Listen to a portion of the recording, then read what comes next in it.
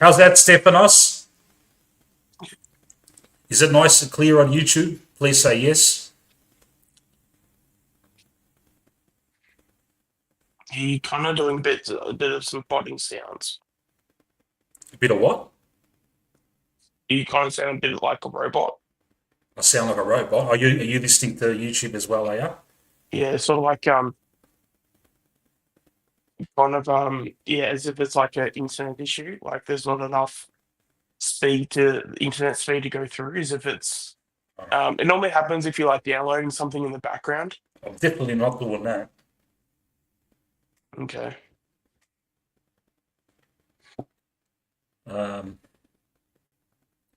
I'm just So you can see that on YouTube. It's still robotic. Fuck, man. What the fuck's going on? No. Well, no. Right here, it's fine. Oh. Yeah, right here. Whatever you just did, all right. Betty, it's good now here. Okay. All right. So all right. So yeah, no, you're definitely not good now. No milkshakes. Because if I go, because I'm on my phone now. Yeah, the chat's telling me. On my phone, it'll just... Chat's telling me it's all good. Yeah, and milkshakes. I'm not downloading porn on another fucking thing. You know, if I do download porn, it won't be while I'm streaming. All right. Yeah, no, I've noticed he does a lot of troll comments. Yeah. All right. All right. I'll get everyone in. That seriously. Yeah. All right. Yeah. Welcome back, Age. Welcome back, Tyler. Welcome back, Manny. Welcome back, Anthony. All right, where's Boomer? He's probably still trying to work it out. Boomer's coming right now. Boomer. Yeah. Sounds good out on YouTube. I just had a listen, and the chat seemed to think it's okay. Is it still good now? Nice. Milkshakes. Look, man. Walk him, Ray. What's he saying? Swoop. Oh, fuck, I can't. Look. All right, I'll whatever, man. Just take it easy, buddy. Fuck. We like you, man, but fuck, man. We're bad. We're pretty bad on this channel, man, but... Hey, good news on Bo McCreary. It was he got his foot stomped on, so he's fine. I listened to the press conference while I was missing. Yeah, I heard the press conference and So McCreary's foot stomped on. He's fine. No ankle and no hamstring and Jeremy Howe is a very minor groin. Might be available for the first final. Yeah. Beautiful. Perfect. Good stuff. Hopefully it was just some awareness more than anything. Exactly. Yeah. What do you call awareness? Like you look down, yep, there's my fucking hamstring. Okay, I'm aware of it. It's always been it was groin awareness as well. Yeah. Oh fuck! I tell you what, I've got that. Yeah, we all get that as blokes. Too much. All right, I'm fucking got a new lease of life now. No one's fucking complaining about shit audio. We're fucking back up and running. The Pies are fucking in top 4. Let's fucking rock and roll, man. Fucking dead. The first hour of the stream, I was fucking depressed because the fucking stream was fucked.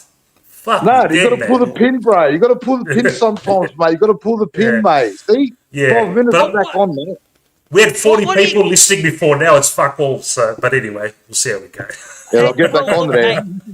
Yeah, give him a chance. They're going to have a piss and make a coffee and maybe chuck a fucking fried rice in the micro. And you know that shit. Yeah.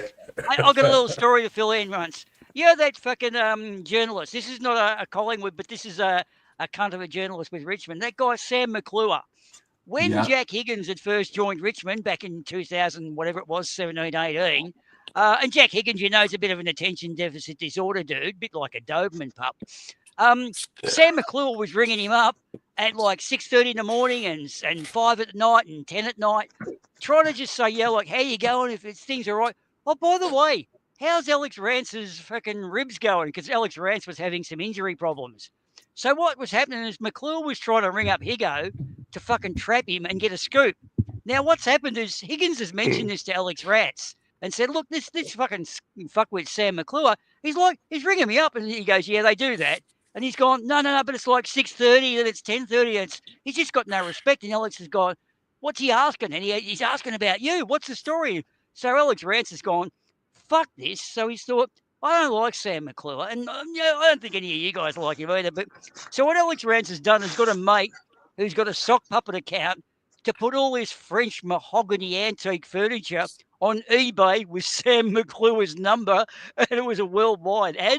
So Sam McClure is getting all these people ringing up asking for really cheap French furniture at 3, 4, 5, 6, 10, and he never knew who it was. But rumour at fucking Scuttlebutt at Richmond says it was Alex Rance. So after that, I thought, Alex Rance, you're not a bad bloke. I didn't like him up until then, but then I thought, yeah, you got McClure a good one. French furniture, like get the world to work for you.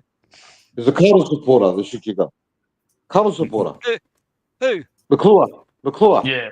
Oh, that's why I hate him. McClure. McClure keeps trying to tell us all that Carlton have got the best list by a mile in the AFL. Yeah, okay. He's dreaming. The fucking wanker. Yeah. Is he the one that? Because he said at the start of last year, I have the best list in the comp, and if you don't accept that, then you clearly just do not know your footy. That obviously went well for him.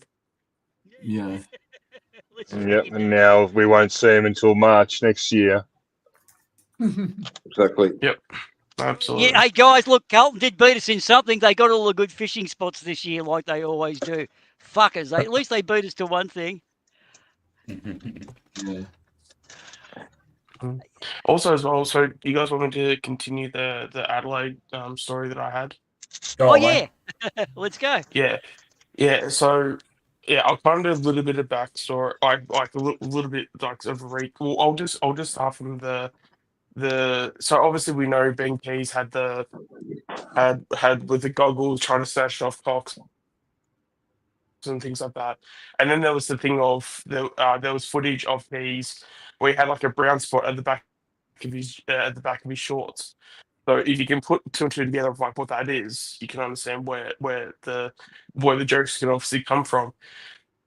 So basically, when it comes to the conversations, I wanted to finish it up. So I basically finished it off by saying like, oh, I'm going to head off now because I guess you should too, because you're probably busy cleaning your favorite players' jocks at the moment, because you probably might need to put them in the washing machine. After I hopped off Twitter and stuff, I got private messages from people being like, who you actually like spoke to, and me thinking it's this like troll account or fan account and things like that. I ended up finding out who it was. Apparently, it was with Ben Keats. Apparently, it was his brother.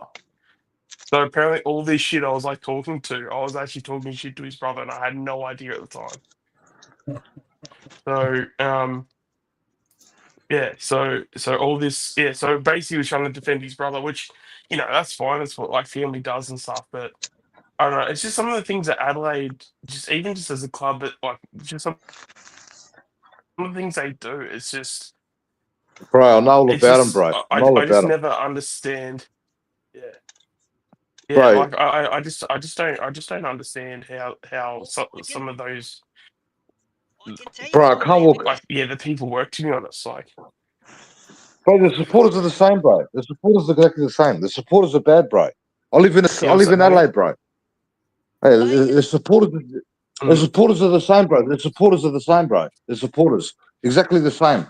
I live in Adelaide. Yeah. I've been to the. I don't go to football anymore because I want to cave their heads in.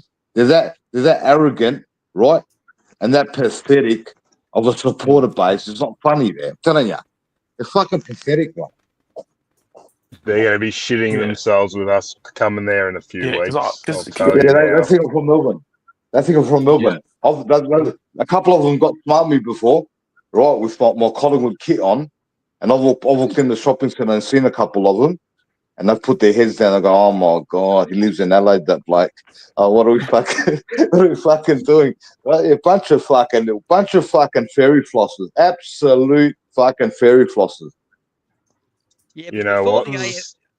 Before the AFL, though, guys, what used to happen, we, the Vics, there was a thing called Kick a Vic.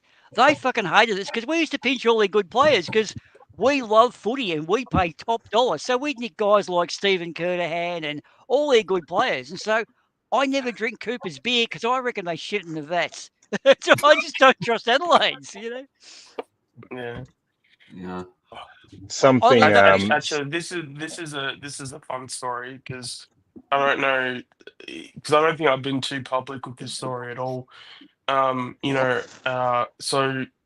yeah, I'll say this now. So I think it's pretty obvious at this point to know that I've got disability. So because of that, I play a lot of like local sports and things like that. And one of the things I was pretty good at was cricket. And I actually had the fortunate opportunity to play in the Special Olympics. So I basically had T20 tournaments in Australia. I was able to go to 3 of them, and basically the first year I went to like Adelaide, because it was actually my first time even being out of Victoria, because I'm like, I think what was I, 19 at the time. Thinking like, oh, this is good, playing cricket in another state. How different is this? How amazing is this? The water in South Australia was honestly that bad. For the next 2 trips that I actually went, about, I reckon, 20% of my cricket gear had cricket gear in it. The other 80%, it was just flat out water. Because I wanted to basically make like a promise to myself that any water I had to be water from my outside of South Australia, because I hated the water that bad. What are you talking about, man? Like, And you saying? What do you mean there? What are you talking about there? The water's fine, bro. I don't know what it was, but the water there is so bad. Manny dumps all the dead bodies in the reservoir. That's why it stinks. Bro, the water's fine. The water's fine. What drugs are you on, bro? The water's fine, bro. Yeah. Where'd you go? How old are you now? How old are you now? It's been about a decade. I'm 30 now. Where were you drinking the water from? You sure it wasn't bore water in Malacca? You were drinking bore water from somewhere? You were? It was water from a tap. It was water from a tap, that's all I know. Yeah, but from where though, bro? From where? You sure the tap wasn't rusted, right? And it tasted funny. I don't know. They just had it because I was obviously Victoria. Everything was all provided for us and stuff. So you know what it might have been, Sean. There's that much methamphetamines, right, and drug use in South Australia. Maybe the fucking water was contaminated with fucking methamphetamines or fucking something. Water's fine, bro. I hope not. Yeah, bro. They got standards now, bro. They got inspectors, man. They inspect the fucking the distillery, bro. They inspect it, bro. Yeah, the water's fine, bro. This was about 10 years ago, but all water there, and it was absolutely terrible to the point where I never wanted to drink it ever again. Yeah, but what tap did you drink it out of, bro? Was it in a motel room, or was it at the park? What was it at the park somewhere? Yeah, it would have been like at the park and stuff. Like how you just fill up a probably someone pissed on the tap or something, bro. That's a normal thing in Australia. Yeah, tell him you, bro. Mate, hey, I think he got hazed. Yeah, he got sizzled, bro. Telling ya. I mean, to be honest, if there's anything in terms of closer to taste, it tasted like chlorine. So, have you ever had chlorine water? Accidentally, it tastes like chlorine water. You get that in Bridgie. I lived up in Bridgie. I lived in Bridgie for 10 years, mate. And when I came back to Victoria, I went and just got a glass of water from the tap and I drank it and went, holy fuck, it tasted like fucking mint fresh water, like brand new. And I realised fucking Queensland, you drink fucking tons of chlorine. It's fucking bad for you. Yeah. I mean, I live in Brisbane right now. We don't drink tap water. Yeah, do it out of bottles, I guess, yeah? Yeah. Or filter. Yeah. All right, guys. I just noticed there's a guy in the chat waiting. He was with us last night as well. Chris, I'll get him on. Get him in. Come in, Chris. How are you, Chris? Yeah, Chris. good, mate. Yeah, good, mate. Sorry you were waiting for so long, mate. It's all No, gone that's down. cool. No, that's Yeah. cool. And you endured the fucking shitty audio and fucking lost half our fucking audience, I but don't it's think all it was good. that bad at all. I don't think it was that bad at all. Mm. Yeah, anyway. All right, so I'll go across the board. Like me personally, I would, I was earlier, I was thinking I'd rather play fucking Geelong, but it looks like fucking most likely it's going to be Adelaide, and it seems like everyone else prefers to play Adelaide. Is that how we're feeling? Yeah, I think purely off the back of Adelaide having just no finals experience. We also have a good record against them. We played them recently, and we know how if all we had to do was improve our kicks inside forward 50 and take a couple contested marks, and that loss becomes a win pretty quickly. Yeah. And then also you got Isaac Rankin that's also out as well. Yeah, I just and the other thing with Geelong too, it just seems like the polar opposite. We got a bad record against Geelong. Anytime we sort of have moments against them, they're the ones that sort of steer us in the wrong direction in terms of like not having those wins.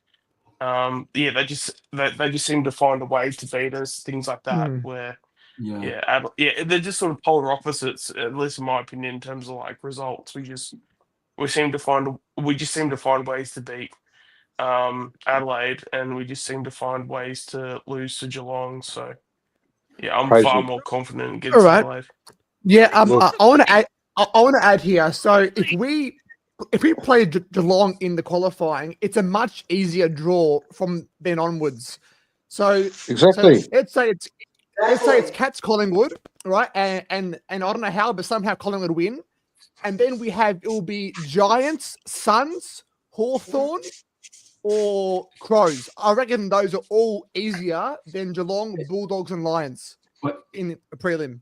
It can't be because Hawks and Lions are playing the opposite side then. Hey, boys, are you crazy? What? Are you crazy? Collingwood supporters or what? Are you crazy? Are you mad or crazy? Have you not seen our record against Geelong? Did we not have this conversation? Yeah, bro. It doesn't. Yeah. Bro, how could you go right from waking up in a motel room, right, traveling, waking up in a motel room, sitting in a motel room all day, from waking up in your own bedroom with your missus there and your kids, right, driving half an hour to the club and walking across to the MCG, right, and we just played there this week. You just played the MCG this week, so you're used to the ground again, so you're ready to go, right? And you're going to go to Adelaide. They haven't played finals for ages. They're going to be hungry with fucking 54,000 Crow supporters, and you want to go there for a final when you got a chance to play a home final against Geelong. Give it to them somehow, right?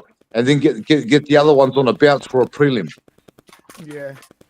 But Look, that's the thing, though, Matty. In my personal opinion, finals experience is everything. If you don't have it, you get found out. That's the history. Yeah. All teams that don't have finals experience get exposed. Yes, So I know, bro, in but terms they're playing at home, bro. They're playing at home. They're dangerous at home, bro. They can't win. Yeah, but that's the thing. We still play well there. Yeah, but they struggle to win games away from home, bro. The only team they've beaten away from home, right, are the Bulldogs. Apart from that, they didn't beat any other top 8 teams away from home all year long. The only team they beat were the Bulldogs. So they're flat track bullies. So Look, I'll either play Geelong, get Geelong out the way first, right? Stay at the MCG all the way through to the grand final. Simple. Can I just Manny? I Look. think the problem with that is that I think that with Geelong, if we beat them qualifying final, I don't think they're out. I think they win the semi-final. I think they win prelim, and we play them again in the final. Yeah, what? What do you mean? Because they're not out. I just want to add something really quickly. If we look, the likely scenario is we head off to Adelaide. 2 points. Mm. My first point is we shouldn't fear anyone. I think our best Yeah. football Yes. stacks up Yeah. to Yeah, yeah. anybody. We're Mhm. far way off it, but, you know, look, we've got to be honest. Our best football stacks up to anybody. Second point, in the likely event that we end up travelling to Adelaide, you got to understand the finals ticket distribution's different to what we saw last week. There'll be 40% Collingwood supporters at that Nah, ground. no, bro. You're crazy, bro. It's sold Nah. out already there. It's There'll be already more sold out, No, bro. no, There'll be more no, out. Yeah, no. bro, No, it's it's sold out. completely, You're telling me there's got to be completely four. different. Bro, it's sold out already, bro. That's why you get a home. No. It's sold No, out, it's bro. not. The game's sold out. Or look it up. Let's look it up now. I bet it's sold out. It wouldn't even be on sale because it wouldn't It's be on official sale yet. yet. Yeah, it's not. It's but not how it works for finals. The members AFL get the own the members get finals. the members get priority, bro. The Crows members get Priority. priority. Yeah, but that's the No. thing though, mate. The tickets wouldn't be on sale yet because The AFL, the tickets the wouldn't be AFL available till own the like Tuesday or finals. Wednesday. Yeah, The, not the AFL own the finals. all the Crows members who get games at the Adelaide Oval during the home and away don't all get finals tickets. It's the AFL apportionate a different amount of team tickets to different clubs. Yeah, so there's less clubs for Adelaide. But there are So still we'll end up, opinions. yeah, it ends up being, I think the distribution to the Collingwood members is something between 30 to 40% of the total capacity.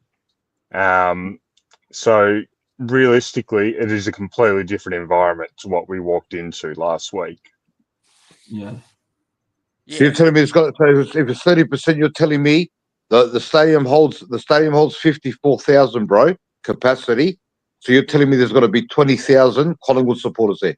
Yes, absolutely. They'll have access to the tickets, yeah, whether or not they Nah, I take don't them think up. so, bro. The only place they got them, the hill, only on the hill, right behind the goals on the hill where there's no grandstand. That's where the away supporters watch the game Nah, from. it's No. look. In the finals, the AFL own the finals, so it's a completely different system. Yeah. You got to look back to 2022 when we played Sydney in that preliminary final. There was about, I think, in the end, ended up being more Collingwood supporters there than Sydney supporters, just by the way the distribution worked, and we snapped up more of the general admission tickets. It'll be a similar thing at Adelaide. Crowds. What happens is, I reckon we match up better against Adelaide when you go player for player, and finals are more one-on-one rather than systems. And I'm up for them. Geelong probably have our measure a bit more in one-on-ones. So I'd ideally like to play. Look, put it this way: we're going to meet Geelong at Adelaide through the finals if we want to get anywhere. So just go to Adelaide, win, or go to the GM win. We just do whatever we have to. Exactly. In my opinion, I would rather. Go, Chris. In my opinion, I'd rather play Geelong. The last time we played them in the finals, we only lost by 6 points. Exactly. I don't know, bro. The main thing for me is that we got top 4. That's my main thing. I don't give a fuck who we play. Hey, we're at our best. At our best, we're lethal. At our best, we're fucking lethal. If we can tidy up a couple of things, we're lethal. Yeah. Well, also as well too, I'll make this. Yeah. Well, also as well, I'll make this clear in terms of the teams we face. Like, I'm not fussed when we play, and at the end of the day, it's not like we're going to be the ones choosing. And if we play Geelong, then it is like it is what it is, and I'll support regardless on who's on the other end that we're playing. But I'm just saying, in terms of who would I be more like, who do I think who do I think Collingwood have a better chance in beating? I just think we have a better chance of beating Adelaide, regardless if it's at Adelaide Oval, MCG, just because we have such a good record, and also we have already played them and we have gotten so close, and because it was such a close game, like if we again tidied up our inside forward 50 entries and also took some contested marks, kicked it straight up, that turns into a whole different like a whole different game. Plus Rankin's out, as I said. But in saying that, that's not saying like I guess I kind of do fear Geelong a little bit, but that's only because I respect them because they have finals experience, and Yep. that Yep. is literally finals experience is gold in this industry. Mhm. You know, if you're playing finals, if you have that experience, that goes such a long way. So yeah, I think I'm more confident if we're playing Adelaide, but I'm still going to cheer I'm always going to cheer the guys on if we play Geelong regardless. So Yeah, I want to add on that, Sean. Yeah. Regarding the Adelaide streak, I think we have to also view that during that time, the Crows were quite poor, like low on the ladder. Mm. So, in a way, all the games being close might also show that the Crows play us well as well. Yeah, Because like last year or 23, we were first, and they were like bottom 40 almost, and they would every game they would always come close to beating us. So either we have their Yeah. number or they play us well, and they can actually beat us as well. So it goes both ways, I reckon. I'll take either team, to be honest. yeah, but you could also have a counter argument to that in the sense where because Collingwood have always loved the close games, like we've always, you know, and that's even been a comment that's even come out of the club in the sense of like, you know, there's been players, even Fly said himself, where they've said that, you know, that like we feel comfortable when the game is close. Yeah. So yeah, obviously when it's like say, you know, 10 points or less, you can go, as much as like Adelaide can say that, we can also say that as well. So, you know, if you're saying that, then you sort like, you kind of like, how do I say this? Like, there's sort of a sense where,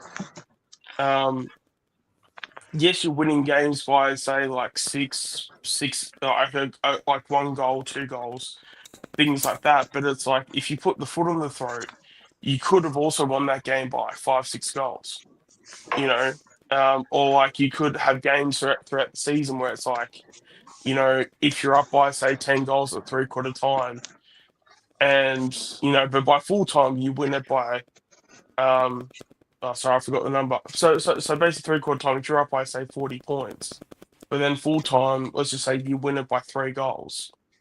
You know, that's because you took the foot off the pedal in the last quarter, right? Because you really didn't have anything to play for. But if you had something to play for in the fourth quarter, then you probably would have stepped it up and you would have got, instead of winning by 40, you might have won by 65, if that makes any sense. So there's like a lot of there's a lot of variables. Always two ways, because even like you also argue that we had more entries, we could have won by more or won the game, but also the Crows played like garbage and still won. Yeah. So if the Crows turn up, then it could be a lot worse. So there's always two ways to argue it, and it's very hard, isn't it? Like so many arguments. Yeah, but and also Crows won't have Rankin as well too, who's one of those players where he provides the, you know, the injection of like a bit of like momentum, and that momentum that could start with say 2 goals turns into a 6-goal run because of someone like a Rankin. But if he's not there, then it's like you don't have as momentum swings. This Rankin situation might have actually rocked them a bit, to be honest. I was actually saying that. Yeah. Yeah. I was actually saying that in terms of like it might this could be a bit this of a could distraction. Yeah, because I was saying that as well too when it comes to, because obviously when Melbourne had their Brayshaw situation, this could be Adelaide's, like, you know, that this could be Adelaide's Brayshaw moment where instead of them rising above it, they could completely, you know, crumble under the pressure. And we know with Adelaide that, you know, they love to throw out the victim card, and you know, even back when they had that the game was against Sydney, where they had like the review and it was a goal, but it was a point, but it should have been a goal, and they cried then. And Crows just seem to love to, they just love to seem to be the victim, you know, a lot of the times. Back in about 2008, Jack Anthony marked one that was kind of touched it out near the 50-metre line. He put it through for a goal, which was really hard to do. and we robbed them by 3 points. And there was a guy outside going, "This is a crime. It's for humanity and everything." And oh, dude, it was the end of the world. And Right. of course, They both got weapons, mate. They both got weapons. Both clubs have got Right in weapons. front of Yep. me. Right Yep. in front of me. They both Right got in weapons, front of mate. me. Both clubs have got weapons, mate. You got Geelong. Yeah. Geelong's got that Cameron and Neil, and you got the fucking Adelaide's got weapons as well with their forwards. So, fucking Yeah. whoever it is, you bring them on. At our best, we can give it to them. Simple as that. I don't give a fuck who it is now. Yeah. I'm just glad we What's made the fucking that, bet? mate. Okay, guys, what's the bet that Cameron kicks a fucking goal from outside the boundary, turns around and gives the pie lady a fucking $5 and buys a can of beer? I bet you he gets another one of those fucking goals because he always does against us.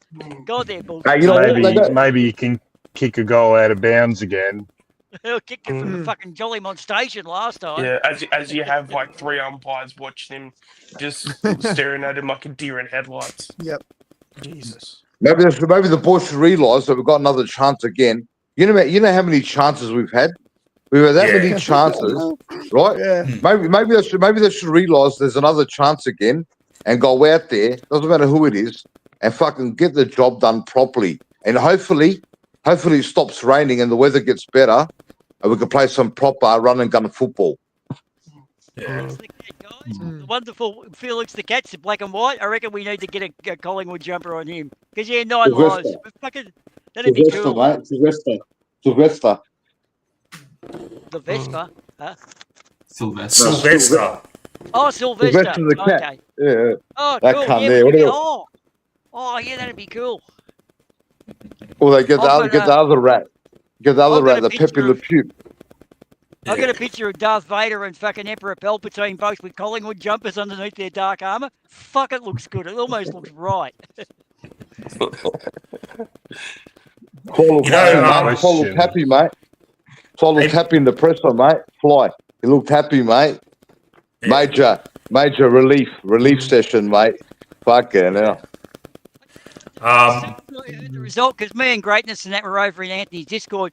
As soon as I heard the result that Adelaide had won, or I saw Georgiades get back and kick it, I just felt a whole lot of stress go off my back. It wasn't us winning; it was fucking Adelaide winning. Wasn't that cool? Yeah. Yeah. Almost like as smooth as Hey, a Manny. Chinese massage. Manny, did you watch the news today in Adelaide? Have you been watching the news today? The normal news? Yeah. Sorry to change the subject back to fucking, controversial shit. That's what we do here. Are you about to talk about what I think you're going to talk about? Yeah, it's Because definitely. you put it in Anthony. I know you Good, commented tap in water, Anthony's son. stream about it. No. Tap water. About Rankin. Yeah. About his sister. His sister fucking Yeah. got arrested for fucking carjacking. Yeah. Fucking hell. Fuck, man.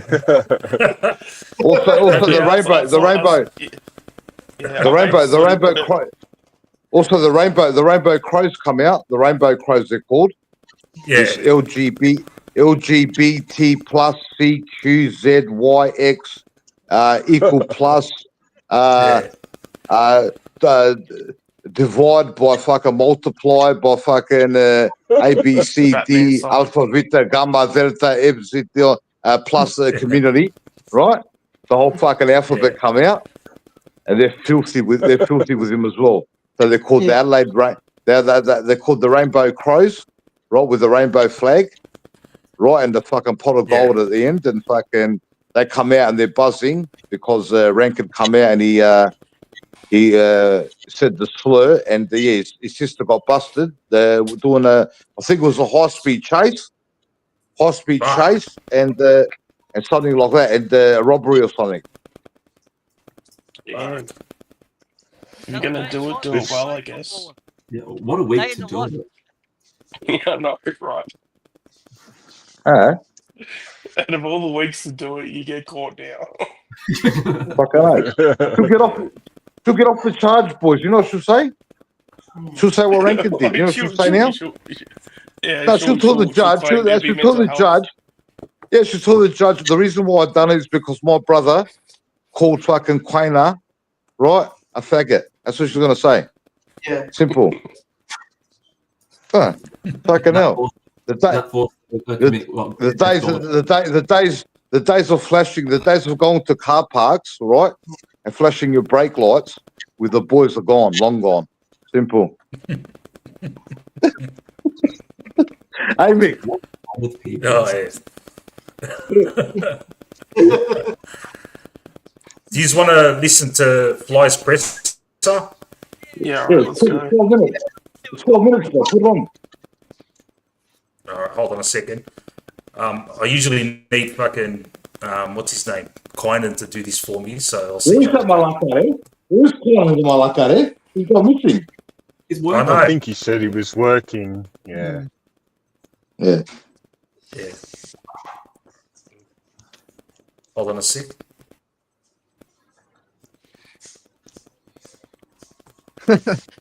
Oh, kind of. Look, people have work, and we're all in here at 4 a.m. in the morning talking about Collingwood. Yeah. I gotta start work at 5 in the morning. Fucking oath, mate. Oh.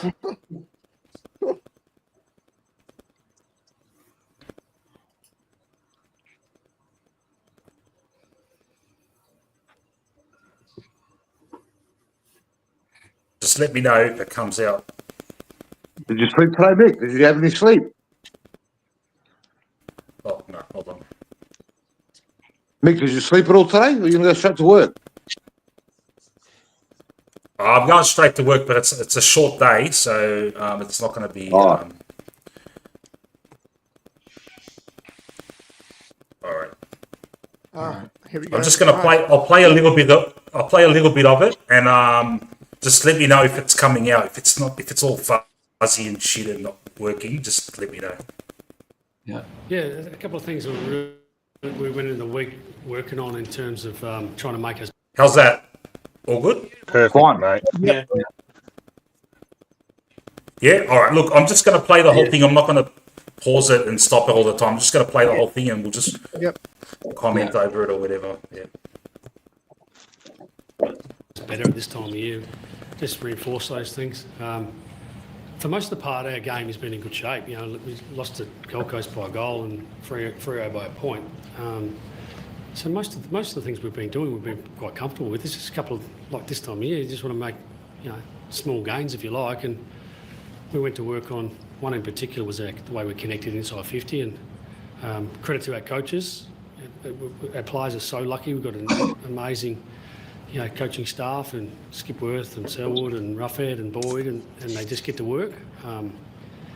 Yeah, we connected inside 50 50% of the time we went in today, and we were 30-something last week.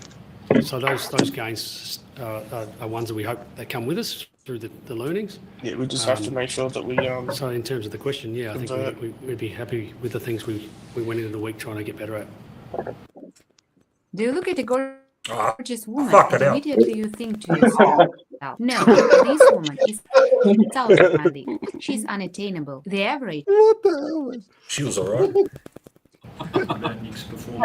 Hey, Obi Hill, head there. Yeah, did I hear You're right? It was the like highest rated game of any player this year.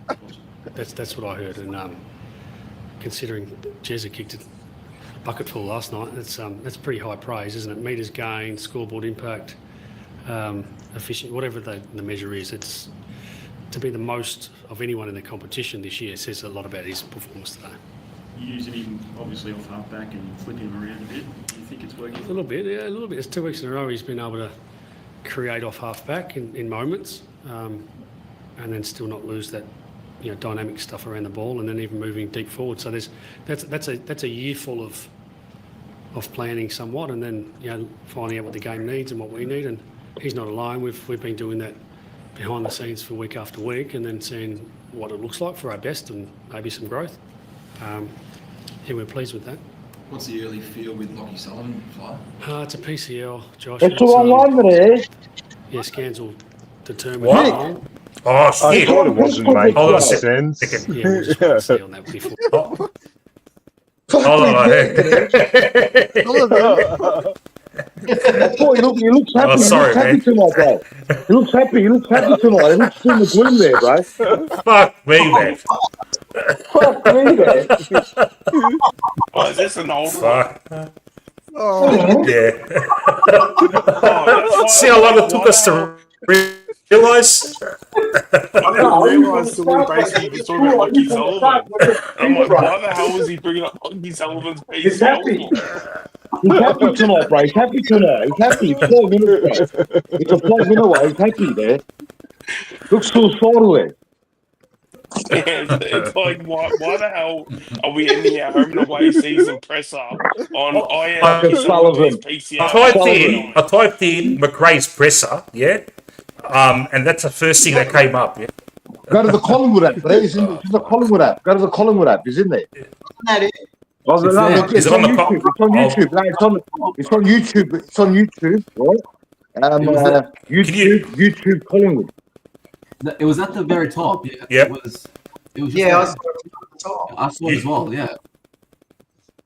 Just scroll I to saw the it on top. YouTube before. I saw it on YouTube before, boys. I saw it on there, YouTube. Yeah, I think Yeah, it's that. definitely. there it is. There it is. Yeah. Oh, this one here, yeah? Okay. There's 4 minutes. 12 minutes it is. 12 minutes. It's 5 minutes. I scrolled past this because it was only 4 minutes, but fuck. Well, yeah. All right. This is definitely the one, yeah? Yeah, all right. I'll try. Yeah. How's that, mate? Fucking professional YouTube broadcasting right there, mate. What do you want at fucking 3 in Don't the give up morning, your man? day Ah. job. Your milkshakes bring all the boys to the yard.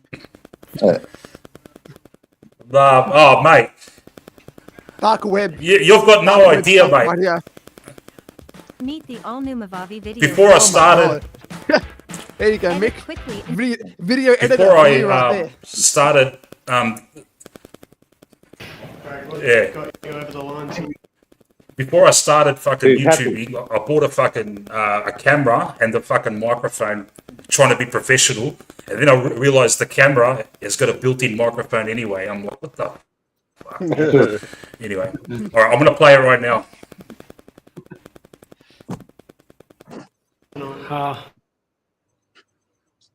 Probably fight. Probably, yeah, critical moments there with Cameron or big scores from Billy Frampton or, big moments, but also probably also just the ability to take a bit more risk when we needed to.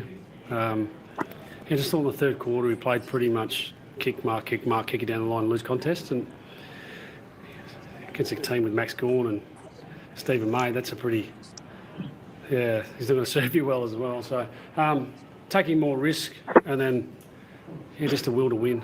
It's just nice to win a close game. We haven't won one for a while. The ideal way to enter a final series? Yeah, I think so. Like, we win. Don't know where we're going to qualify yet. I'm not sure what that means, but 16 wins and a good percentage. I'm sure anyone in this room would be pretty happy with that at the start of the year. It's a crazy year when 16 sort of, you're not sure where you're going to land. We celebrated that just after with our whole group, and we put ourselves. We've got a pulse now. We're alive. You spoke about the Adelaide game taking a step forward. Where do you see that your game is at now? Yeah, I think credit to Melbourne. I thought they were outstanding, and their best players play well. When Petraka and Gawn are playing really, really well, they're a pretty hard team to beat. 15 points down in the last quarter, and then finding a way to win. That's us just having that gear or that mode of transport to get us moving. I thought we took some big steps last week in our defence. I thought we took some growth in our offence this week. We scored at 50% time we went in. Some of them were wide, some were long shots. We missed a lot of set shots, which kept the scoreboard alive for the opposition at times. But some growth in our offence and a growth in our defence last week. What do you know about the severity of Jeremy Howe's groin injury? I just had a brief chat to him. The adductor injury can be somewhat on the minor end at times. They tend to heal quickly, I think, but we won't know until we get a scan. He may be a sneaky chance for the first final, I'm not sure. We'll find out. If it's a bit more than that, I don't know. A tough month of footy. Does the pre-finals bye sort of allow you to reset and refocus? Yes, it does. We've had a big run of playing the top teams, week after week, which again gives you feedback. And this has been a qualifying phase, and we'll reset ourselves. Wednesday we'll relaunch to a new season, because it is a new season.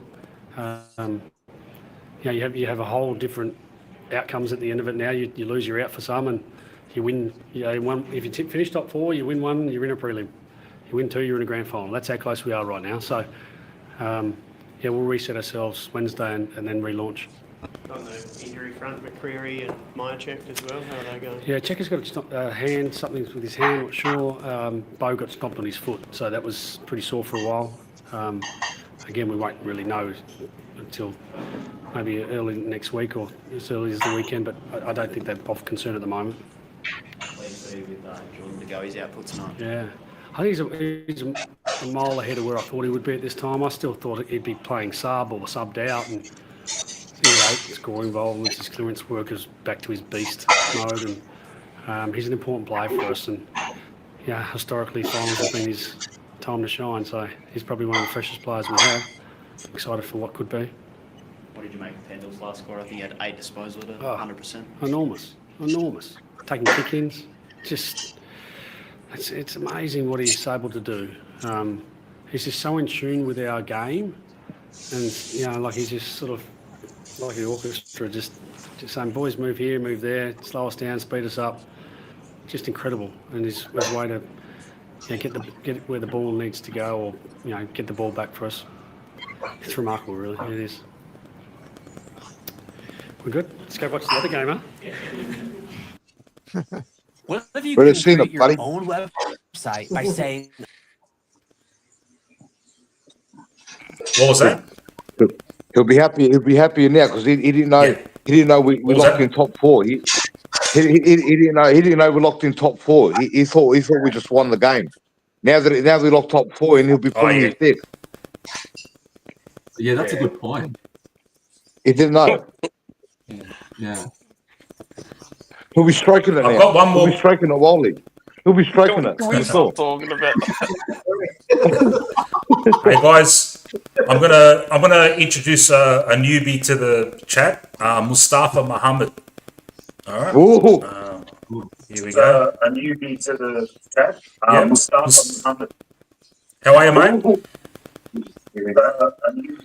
Mustafa.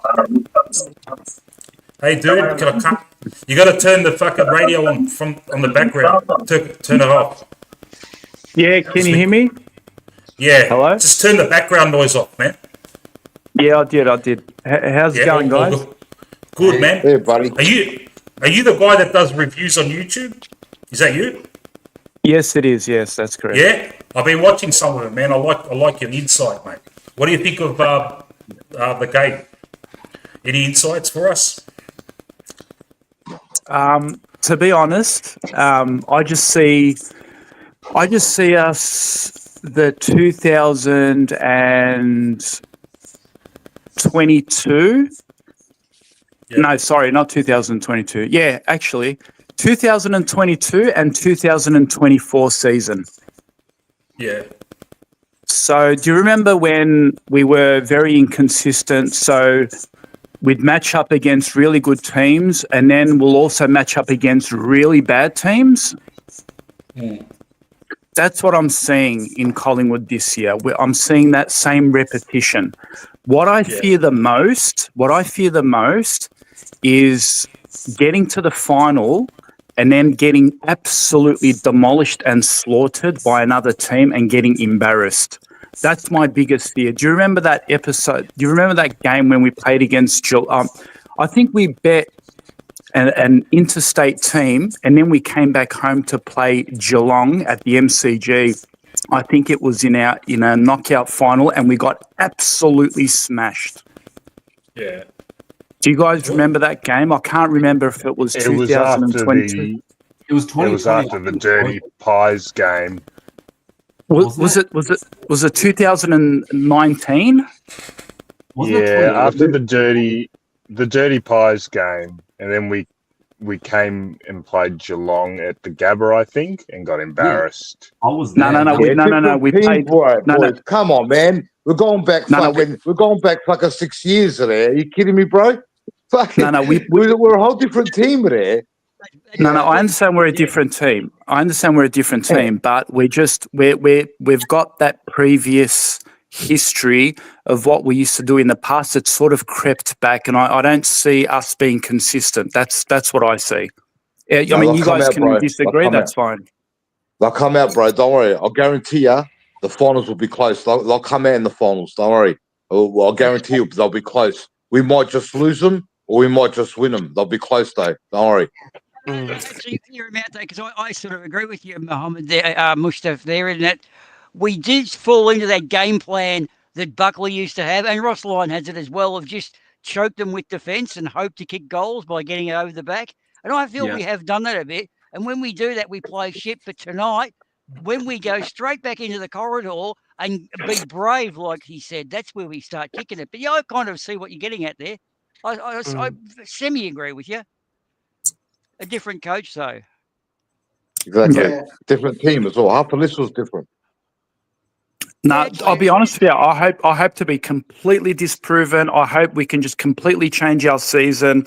I'm always a believer. I know we can change this season. We can turn it around. It all depends on the coach, the selection, the committee, and it all depends on their want, where the belief they have. If they can put that all together, we can turn this around, no problem. But beating Melbourne the way we did hasn't convinced me.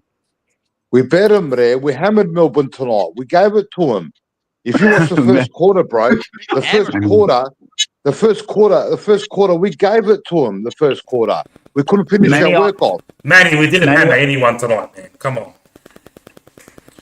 It was doom and gloom when we were 15 points down in the last, man. We had to just quickly go rocker mode. That's the only reason. If we kick those goals in the first, if we kick those goals in the first quarter, there, would have broken them there. I'm telling you, we had about 7 set shots in the first quarter there. We couldn't get the job done. We got the job done on them. We couldn't get the job done. Man. Yeah, I agree. But wouldn't this be the same as wouldn't this be the same as the Adelaide match last week, where we couldn't get the job done, but we're all like sort of moping about the result? Like that's why it seems really inconsistent now that we're happy with a 6-point win rather than upset with a 3-point loss. Like it was literally green. I think, to be honest with everyone here, I think the fact that Port ended up getting up has really made this win sort of acceptable. Yeah. If Port had been slaughtered tonight, I think we would view this game very differently. Of course. I think it's just the fact that it's sort of worked out for us in the end. We're a lot more positive than we probably should be. Yeah, look, there's 100%. still a lot of our game is still broken. We're nowhere near where we were, but you know the Adelaide game last week. I probably think we played much better last week. Like, if we're being honest, I feel. You know, but Manny is right. We probably should have buried them in the first quarter. Yeah, come on. You know. But the thing is, if Port, let's say Port loses, yeah. You remember last week after the fucking Adelaide game when we put up Fly's presser and we were all just fucking throwing tomatoes at him, yeah? This time we're kind of like, yeah, no worries, you know. But if Port fucking shits the bed, we're probably throwing tomatoes again, yeah? 100%. So we got lucky, man. We just gotta. We got the best outcome, but we got the best outcome we could possibly get tonight. We needed Port to beat Gold Coast, and we needed to beat Melbourne. Doesn't matter how much we beat them by, but we got the best result possible tonight. So we got lucky again. Yep. That's it. But we got the result out of sheer luck. We didn't get the result because we earned it. Yeah, we earned it, Yeah, and also, as I was saying at the start of the stream as well, you know, you sort of, if we go in the qualifying final and we win that, the second you get to the prelim, you sort of go, like, you pretty much go from the stage of, oh, this is like a really, like, at least like the last like 2 months have been extremely horrible, and even then the previous rounds kind of don't matter that much. To you basically get to a prelim and it's like everything doesn't necessarily get ignored, but it all sort of it all becomes like a bit of a bland sort of feeling, I guess, because it's like, oh, it's a prelim that we're at now, so it's all worked out. Yeah, it was painful and it was kind of hard to watch at times, but at least we're here now. You know, we can start from here. We can rebuild, like rebuild in the sense of like we can start from scratch. Yeah. And this is our day one. Whether if you call it a new season in our heads or whatever, it's a fresh start. It's okay. Let's go from here, day one. Obviously, there's a qualifying final in between that, and then if we lose a qualifying final, it's a semi. But I think that's the thing. If we just focus on winning the qualifying final, that's the win where we can go. Okay, now it's a genuine. Yeah, it's effectively like a new season in a sense, where we can all refresh. It doesn't matter of we have to get 3 wins in the next 10 weeks or whatever the scenario is. It's no, we just have to win games now. It doesn't matter percentage. It doesn't. All that's taken out of the window. Just win games. It's just as simple as that. Yeah. And I think once we get to the prelim, I think that's when I feel like a lot of the I mean, I guess there's always going to be pressure, right? But it's more all the pressures outside of winning games will obviously like fade away because it is just here's a team, you're playing such and such, and all you got to do is just score more points than that opposition. All right, let's go out there and do it. You know, it just makes it a lot more simple. It just makes it more a very basic and simple sort of style or format in terms of how to get to a grand final, win a flag, I guess. Which I don't know, it'll make it easy for us, but hopefully for the players and coach and club in general. What happens if Geelong and fucking Adelaide both lose on the weekend? Are we're not above them points wise? Are they stay the same? Do they? They stay the same, yeah, because they're okay. I don't think Crows have got North, and I think Geelong have got Richmond. So. Wait, no, wait. Brisbane would take Geelong if Brisbane win. Yeah, but Brisbane can. But like these draws, it's like I think look, top 4 is earned by us. We have earned top 4 because our draw has been the hardest draw, and I think saying how look, Paul had to win today. Like top 4 has been earned by us. We've put in the hard work, and I think like the whole year we haven't had luck. Umpires last week, hard draw. About time we somehow, albeit late, we somehow got some luck in the end. So I think it's like everything comes around and goes around. Like in the end, we'll all come back. So hopefully, we now have a bit of luck on our side now. Yeah. We earned everything, mate. We earned everything, mate. We earned everything, mate. What about all the games during? What about the games during the season that we won? We earned all those games, mate. We earned everything. We're top 4 now. We earned it all. And don't worry, our boys love finals. Our boys love finals. I've got a feeling that when it comes to finals footy, that our boys fucking live for finals, mate. Yeah, Manny, I agree with you when you say it isn't always luck. It's also effort as well. Bo McCurry won us the game today. Oh, fucking okay. Yeah, I agree with that. Hands down, he won the game for us. And I agree with you when you say when finals come, yes, when that warm weather kicks in. Let's be honest, we hate wet footy. Soon as it rains, it gets a bit soapy. We're all over the place because our game depends on speed, leg speed, and moving the ball fast. When that becomes slow, exactly. When it becomes a rugby game, that's when teams actually take advantage of us. We've got to reset now. Yeah. That's why we're struggling Gold Coast. It's so humid. That ball's so slippery. Right. You know what else we got that other players haven't got? You know what else we got that other teams haven't got? There's one thing that we got that other teams haven't got. That's Scott Pendlebury. Scott Pendlebury, mate. Scott Pendlebury in finals. He can make things happen at the most crucial times. It's unbelievable. Don't worry. He probably won it for us today. Bobby. Huh? Yeah.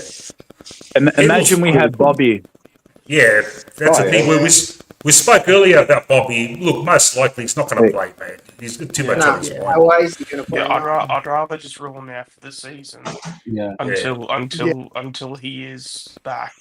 So, like in my mind, he's basically got an injury where he's out for the year. In my head, that's how I'm dealing with it. And a fresh Dacos. Fresh Dacos now as well. We're going to get a fresh Nick Dacos into the finals. Fresh. Yeah. Can someone find Bobby's address? Let's meet up with him, try and convince him to come back.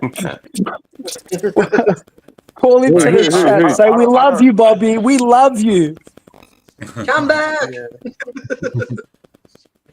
Hey, I have a question. Who do you think will replace Howell in the first final? Well, it has to be Parker, right? Charlie D. Just joking. No, I was thinking Look, and then bring him back. Yeah, all of a sudden we'll just have Chris Tarrant out of retirement and he'll start. I was thinking that. I said, look, McStay, it depends who we play, but if we're playing Adelaide again, I think they just put McStay back. Maybe, yeah. Yes. I can't see Charlie Dean coming in. No way. You know, and really, look, Fly's probably being optimistic about Howe, let's be honest. But look, McStay didn't have a great night again. But, you know, if he's going to be defensive cover and then the second relief ruck, it's probably the role. It's probably the spot. Yeah. I think Fly's going to treat Howe's injury the same way that he treated Nick Dacos' one 2 years ago, that he's ruled out for the qualifying. In case the semi-final match we go into, he may risk it just because we need to win it. Yes and no. I think How many days is it to our next game? Someone do the calculations. Have a quick look. It's not Isn't it 2 14 weeks? days. Isn't it 2 weeks? It's 2 weeks. Yeah. Yeah, but it depends when we're playing. They might put us on a Thursday night, man. Then that's 13 days. 13 days. Yeah, we'll probably play like a Friday night, I reckon. Friday night, like the thing. If we're playing Adelaide, it's most likely Friday night or Saturday night. Yeah. No. Yeah. The thing you have to consider with because there's nothing past round 24. That's all. You have to you have to consider with Jeremy Howe. Now that he's broken down several times, I don't think he plays unless he's 100% rock solid fit. I think it might be at that point with him. I can't see them playing him in a big final at 80-85%. I think they'd rather just give him the extra week if that's the scenario, and you go from there. I think but to your point, do you think now that there's definitely a semi-final at the very least that they're just going to be cautious with him compared to if it was just an elimination final? Yeah, I think you have to. Look, you probably have to, but on the other hand, he's probably going to retire soon. So I'm also seeing like Jeremy Howe, one chance at a flag this year. And the whole final series, I'm going to play you. Last chance at a flag. If you fail again, you can like end the season on a high. So either they're like Jeremy Howe last chance, or they all play cautious with him. But I honestly reckon he isn't like Nick. It's like he isn't as young as Nick. So I reckon that I might just tell him, "How's it? Go for it." Yeah. Unless he comes back for a prelim, but would you bring back for a prelim? They might bring him back for a prelim, or they might hold him to the granny. If he's not 100% by the granny, you know what they might do? They might just jab him up. They're going to jab him up to the brim, right, and fucking get him out there. They'll jab him up, boys. I'm telling you. He's definitely playing. In my opinion, he's definitely playing granny. They risk it. Yeah. Of course. Yeah, they'll jab him up, bro. But that's what they'll jab him up there. That's what we're saying. Yeah, you've got to jab him. But I think at that stage, if it looks really dodgy, they might risk him for the prelim. Well, the granny's a month away. The granny's a month away. He'll be fine by then. But if he breaks down in the granny, if he breaks down inside the granny on game day, right, and he does a groin, what you do is you put him in the change room, right, and you jab him up. Right, and then after half time, you jab him up again. Fucking oath. You got to, mate. Die, mate. Granny. Yeah. Jab him up a million times, mate. Yeah. Who would I don't die? know. Yeah. That's why they're not going to risk him for the qualifying, because there's still another chance. Yeah, That's what I mean. No chance in the first. There's no chance that he's at this stage. There's no chance he's playing. They're going to be precautionary with him, and as they should. Yeah. The following week, if we were to lose, that's a different conversation. But 100%. No way you're going to play a guy off 13 days, having done what might be, a sort of short-term injury. But again, he seems to just be breaking down. So you cannot play him unless he's close to 100%. I agree. Yeah. Hey guys, there's another. I'm going to add another person in. His name is Pie Good Guy. We'll ask him what his real name is in a second. Pie Good Guy, how are you, mate? Hey boys, how are you? Good, man. What's your real name, or do you want to be just known as Pie Good Guy? Just call me Darren. That's fair enough, isn't it? No worries, pal. Welcome, Darren. That's what mum and dad call me anyway. Thanks for joining us, bro. Yeah, no worries. Tried to get on last night, but you guys were busy, so I ended up going to sleep. No, it's hard these days, man. Like I'm a big, massive YouTube personality now, mate. Everyone wants to come on. It's hard. And it's like, and sometimes when there's someone waiting and the guys are talking, like I want to introduce someone and let them talk straight away, and I don't want to cut through someone's conversation, and sometimes I don't even see the person waiting, because I've got to scroll down, and I'm looking at the chat as well, mate. It's not an easy caper, mate. You're doing anyway, a good job. Thanks, Darren. Like a footy coach, mate. You got to make all the moves, all the right moves. Yeah, but then I put up the wrong fucking press conference. At least you're doing better than what Fly did a couple of weeks ago. Yeah. Anyway, 2 hours ago I was pretty emotional actually, because that was a kick away from us fucking that one up. Yeah. Fucking oath. But we got there in the end, and and now we wait on what happens for the rest of the weekend. But we've still got some issues. There's no doubt about it. I don't know what to do with. Look, what's going on with Lipinski and McStay? They are so frustrating. Those two. I wouldn't have. Chris Scott. I was telling my mate in the Warnie stand tonight. He's a Geelong man. He told me, and I agree with him. If Chris Scott was coaching us, he would have dropped Lipinski 4 weeks ago, and he would have dropped McStay 3 or 4 weeks ago as well. He wouldn't tolerate that sort of crap from those two. They're just bloody passengers, and they're dragging our team down. Yeah. It's been a long time McStay hasn't had a good game since the Carlton game. And he actually fucking played well on Wiedering, so I don't understand what the fucking excuse is, mate, Yeah. I don't know. But look, Rowan Steele, fantastic, I thought. But is he? I suppose he would have got dropped, but maybe he keeps his place for the first final because Howie's out now. But I felt for Parker. I mean, we got within a couple of points of Adelaide. He comes on with, and basically, I thought he did his bit. And he's unlucky this week. And then they leave Lipinski and McStay, but particularly Lipinski, who's just freaking, I don't know, what's he got on Fly or something? I don't know. No, we got him from the VFL, bro. We got him from the VFL, bro. We picked him up from the VFL. Beveridge used to play him. That's all he's good for at the moment, though. Yeah, he's only VFL. Because we won't put his head over the ball, bro. That's why. Yeah. Oh, he's lost me. I used to be a big fan of his. Like he was going all right early in the year, but he's lost my confidence. See today when he had 10 meters around him, when he had 10 meters circumference around him, right, he hit a target.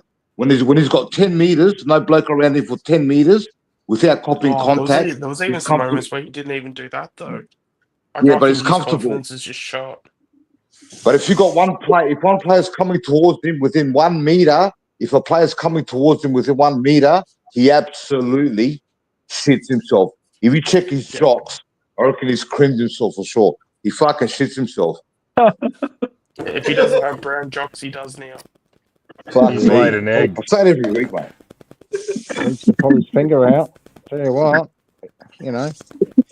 other guys pulling their fingers out, and he's not pulling his finger out. It's most frustrating.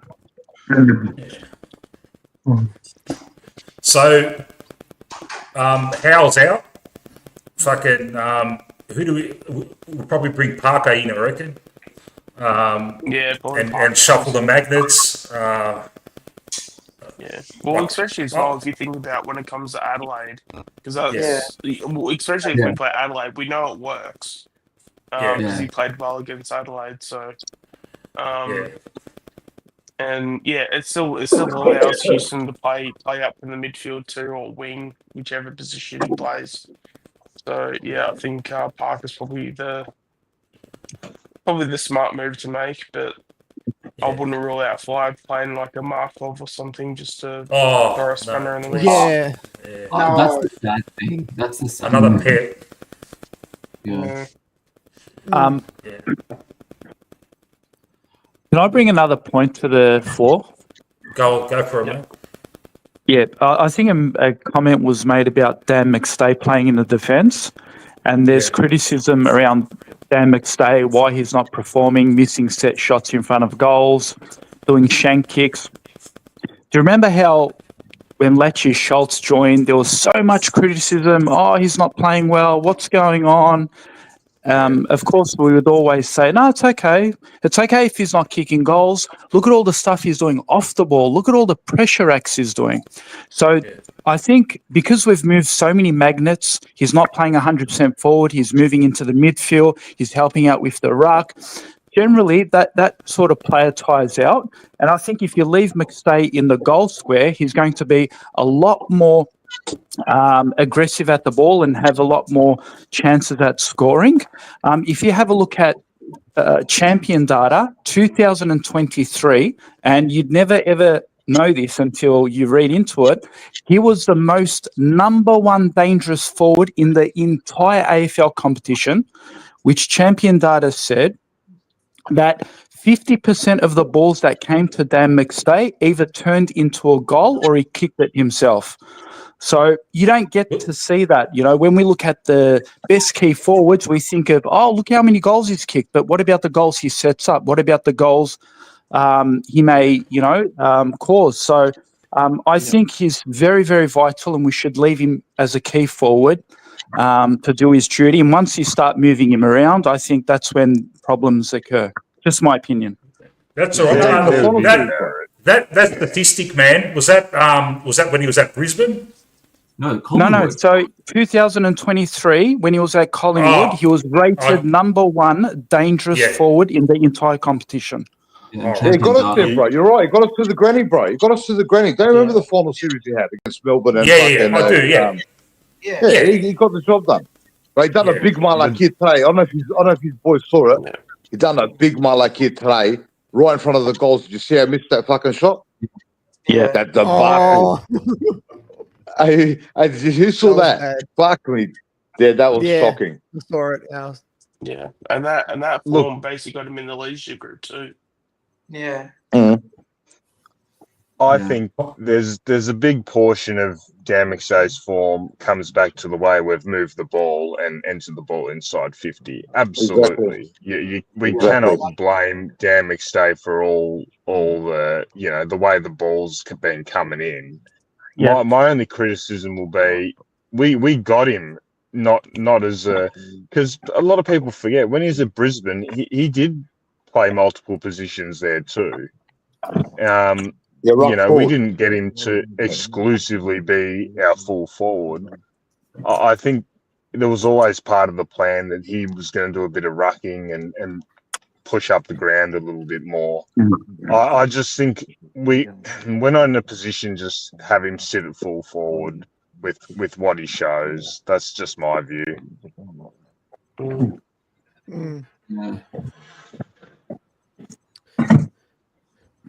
So if you have McStay forward, who do you play ruck?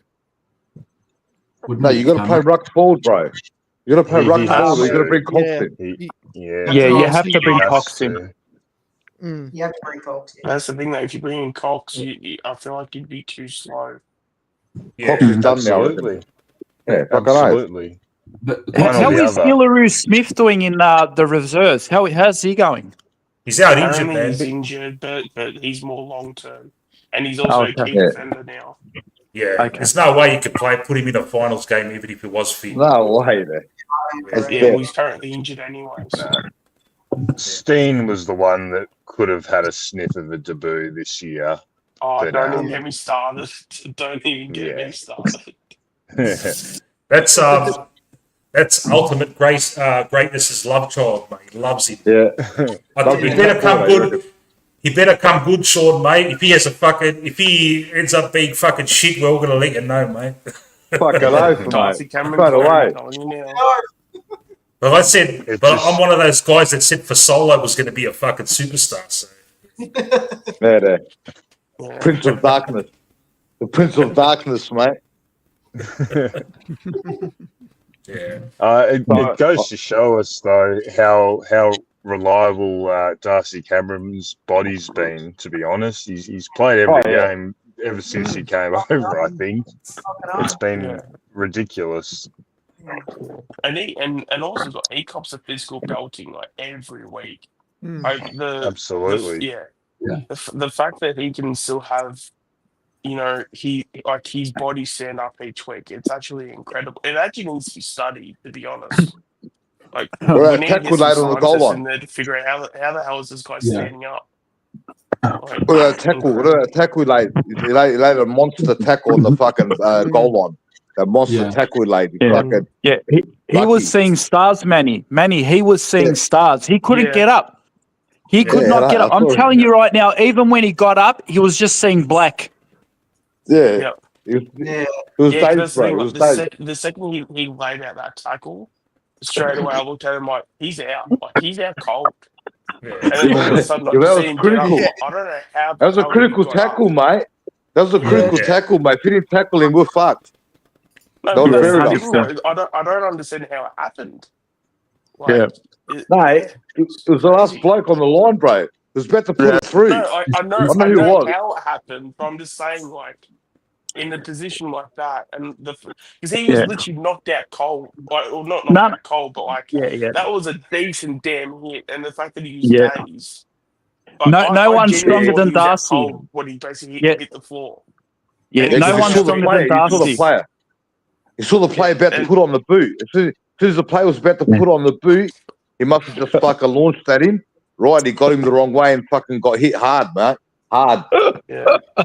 No, genuinely. He's the strongest player. Once he hit the ground, I thought he was out cold. That's how bad I thought it was. And then he found a way to just wake himself up. That's Collingwood football, mate. That's what it takes. Collingwood football, mate. It's crazy. That's what it is.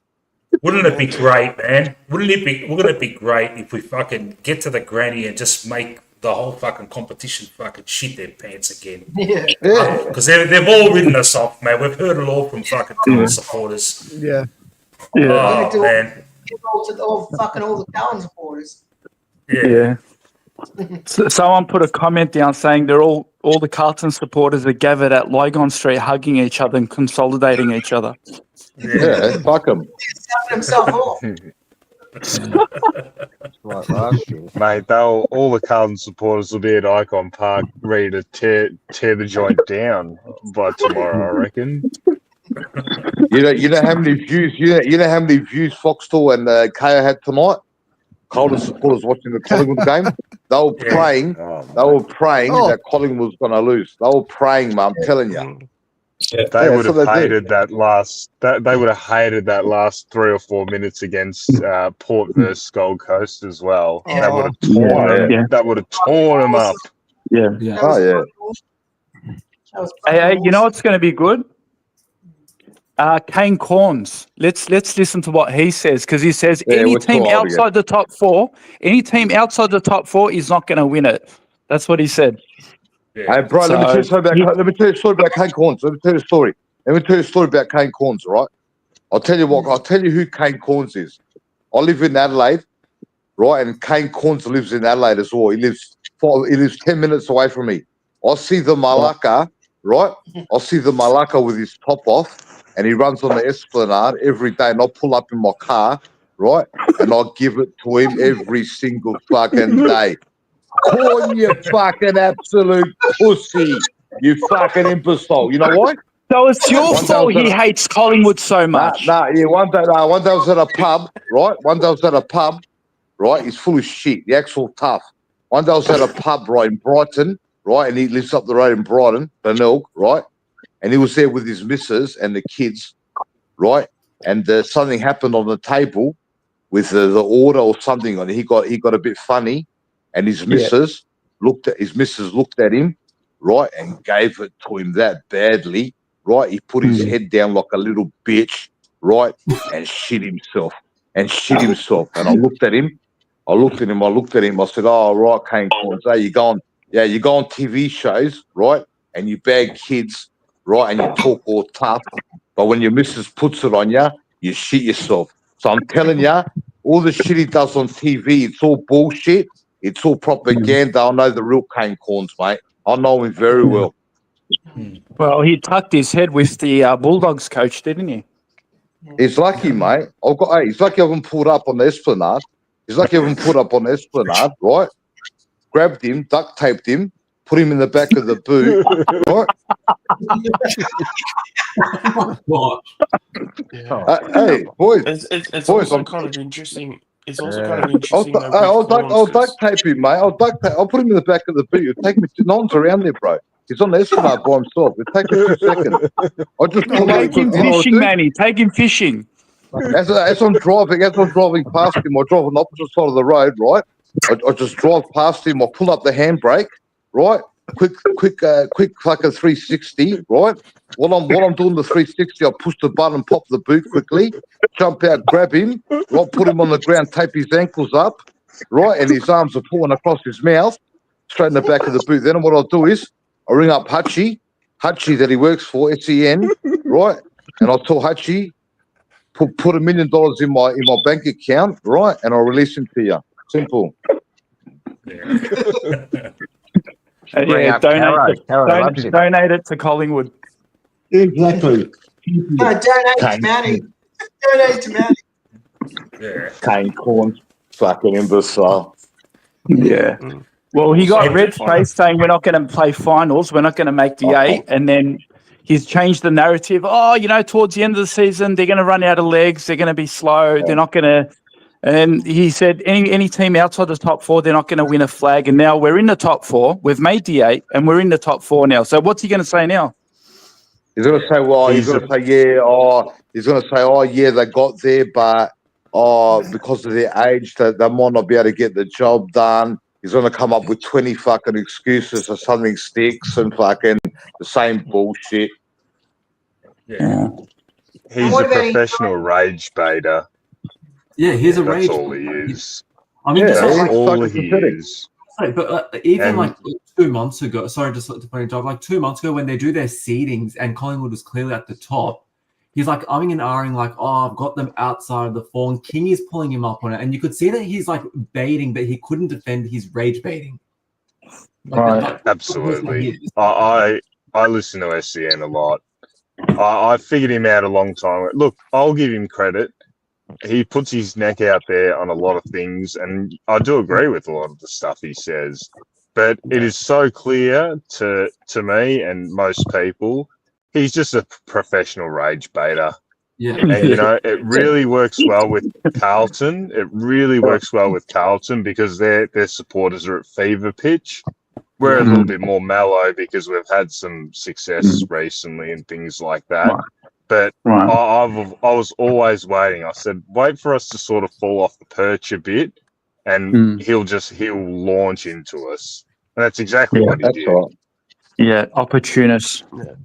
He was doing that basically. Yeah. So basically, if he's a beta, would you say he's a master at it? Master fuck all there. Very. Well, that's why he's there at the top job. I mean, he's a master at baiting.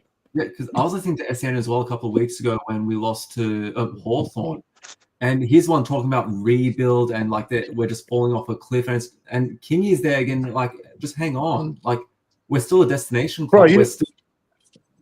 Bro, you know why he hates us? He hates us, bro, because he hates us because we gave it to him in the final one day at the Adelaide Oval. You know why he hates North Melbourne? And he keeps talking about the North Melbourne kids? Because North Melbourne rejected his father. His old man went to North Melbourne, right? And they delisted him. They didn't want nothing to do with him. So every club he's got a problem with, right? He degrades them, mate. That's what he does.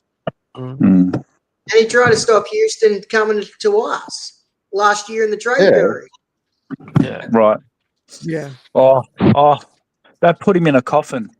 Yeah, he was walking around the area. Yeah, he was walking around. He was like, once that trade went through, he was fuming on radio. Like the second it happened, like that was hilarious stuff. He was up here, boys, around the corner on Because his that was one of Twitter. those like mornings where he had his like, shirt off. I remember that. Doing these like He was around the crosses corner and- here, bro. I saw him. He was around the corner here at the park. He was walking around the park here. You probably Around the had Manny in the corner. car park, sitting waiting. He's walking around the park here, bro, with his top off. He was doing a Twitter. He was doing a Twitter video complaining about Houston. Remember? I don't know if you saw it. Yeah, it was around the corner here, mate. It's like you could have just in my car in 2 seconds, man. I'm telling you. He's got no idea, man. What the fuck around, man? Yeah, it would be hilarious if he's just like doing that video as he's walking down the path and you're just honking your horn. Hey, Malacca. I'll put a dress on. I'll put a dress on and dress up as a woman, mate. Right? And I'll sit on the park bench there with a fucking newspaper open, mate. When he walks past there, right? I'll dress up as a woman, right? He'll be all over. I'll drag him into the bushes, bro. It's Papa Charlie, mate. No more fucking special comments for you, buddy. This is such a brilliant discussion, man. I'm going to wake up my family and kids. Hey, Boom, are you so there? much, I'm going to wake up everyone. Boom, are you there? Boom has probably had a blunt. Heart attack, man. Heart attack. It's not defibrillated. I'm gonna Boomer, if you don't answer soon, I'm gonna get you off because King Cornes is waiting, and he's just finished work and he's stuffing himself with pizza. I can see. But all right, Nick, if you need to get me, I'll leave, and you can put a Kane on in my place. No, it's all right because Boomer's probably just left left and he stayed on, you know. So look, if he wants to come back, I'll put the stream up again, so I'll be all good. Yeah.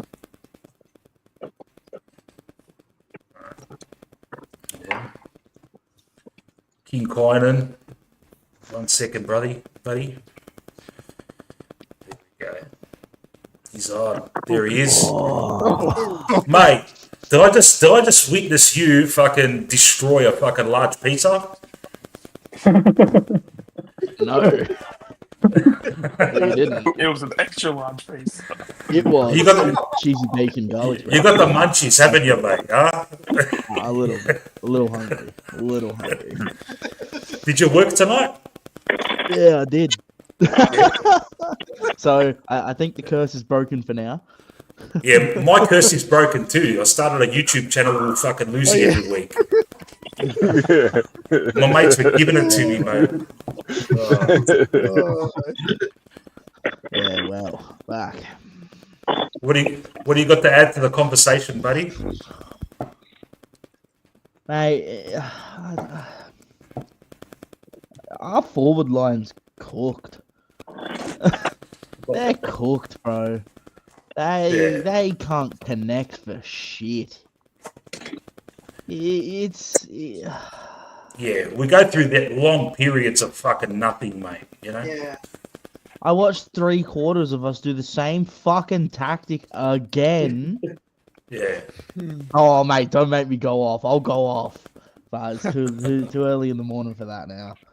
But fuck, bro. How the fuck do you not learn to stop? Oh, yeah, you know what I'm going to say. Stop kicking it up the fucking line. Jesus Christ. It's not that hard. It's not a hard concept. I could tell we weren't trying to do that as much in this game. Yeah, we weren't bombing it long, fucking like idiots. We were trying, but we still did it a few times, and it was fucking frustrating. But it was better than last week, at least. Yeah. Yeah, agreed. Yeah, well, we actually, decided to kick off the line for once. So yeah. Is that something that has to happen though? Do we have to see like a steady progression before we see the results like go into a positive manner? If that makes any sense. Like, is this not like a fix where it needs to be more than 1 week? Like the fix takes like multiple weeks. Oh, I mean, putting it this way, it seems to be Pendlebury that's the one that's actually telling the boys to stop listening to McRae's system. Mick, I'll come off and you can add Kev onto the stream. All right, no worries, Tyler. Thanks for that, bro. Right. Manny's jumped off too. I don't know what happened there, but anyway, there's 2 spots now that Tyler's going. Yeah. Thanks a lot, Tyler. Sorry, guys, I'm going to get off as well. Who's that? Sorry, I'm going to get off as well. Yeah, who's saying that? Sorry, man. Yeah, Mustafa. Oh, sorry, Mustafa. No worries, man. All right, thanks for joining us, bro. No, it was awesome chatting to you guys, and hopefully we'll catch up again. No worries, man. What's his YouTube name as well? Because I'll subscribe to it. What's your YouTube name, Mustafa? Mustafa Muhammad. Is that what it is on like your channel? Yeah, sorry, the name is Muhammad Pies. Muhammad Pies. All right, no worries. Yeah, all right. I've seen a couple of your reviews, so yeah, it's good stuff, man. Yeah, thank you. Take care. Catch you later, bro. Bye. All right, I'm gonna the man himself, Kev. Kev, what's going on, Kev? You're playing some music for us. Fuck me. Kev. Oh fuck! What the fuck was that, man? I know, but mate, like I had to rewatch the final 15 minutes. All right, of the great. game because I couldn't remember it. Sorry about that. Something I'll close the thing. Yeah. Greatness. Manny's internet cut out, so that's why he's off. But anyway, the stream's there if they want to come back on. We've got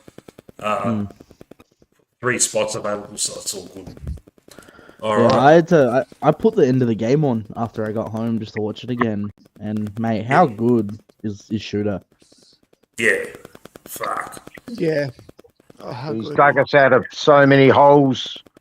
Yeah. I tell you what, he is blood and guts, that guy. I tell you what, but I just wish some of the others would just take a little bit of a lesson from what he does. He puts his head on the line every single week.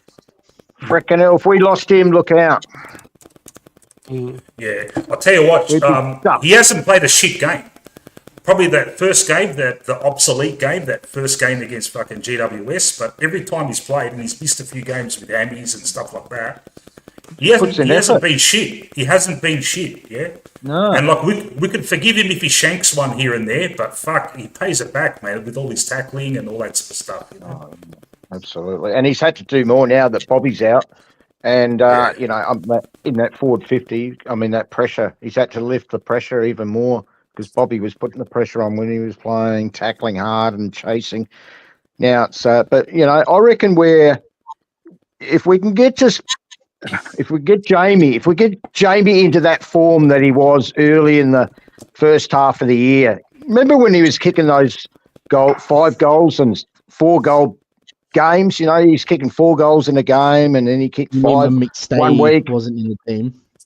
Yeah, I know, but I mean, it was the best we've seen Jamie play. I mean, we've waited a long time because he's had those injuries, but you know, he's just dropped right off. I reckon if he can just have a couple of games in finals, you know, where he can lift us in that forward line, because I'll tell you what, I don't have a lot of faith in McStay up there or Myercheck. I mean, they just seem to be just moping around at the moment. I don't know what's wrong with them. There's no urgency.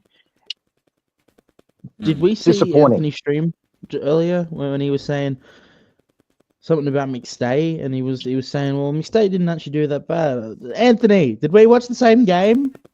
McStay did one thing all game. Yeah. Clearly, he's going to stay in the team, obviously. But I mean, come on. He took one You contested can't have mark. two forwards. That have, clearly that they got to have an impact in their forward line. I watched Georgiades tonight. He's the only tall forward in that Port Adelaide team, and he just does it every week in a very ordinary team. Yeah. You know why? They actually deliver him the ball properly. Yeah, that's got a lot to do with it too, but he presents himself too. You Yeah, can't that just is true. stand there and just wait for the ball to come on your head. You got to present yourself, which is what we were doing early in the year. Mycheck was doing it. Membry was doing it early in the year. You got to present yourself too. A lot of those guys just become a little bit too ball watchy, and they just wait for the other guy to move when they should be present themselves, talk. Somebody stay down, closer to goals, and let someone else, the other guy, go the lead, and you'll catch the defenders that way, Yeah. But they're too predictable. I think McStay. Look, I haven't been his biggest fan since we've got him. I know why we got him, but I still haven't been his biggest fan. But one thing that really shits me with him is he's very passive. Sometimes he's got opportunities to split packs. I don't think I've ever seen him the whole time he's been with us. I don't think he's ever split a pack in half. He's a pussy. I look at other forwards and I say, you know what? The best at it used to be the Tomahawk, Tom Hawkins. If he had a run and jump, he would take out four blokes with him. Yeah, no one was stopping him. And if he's not, I remember Alan Tuvey was in the hole one day against the Tomahawk, and he just fucking wiped him out.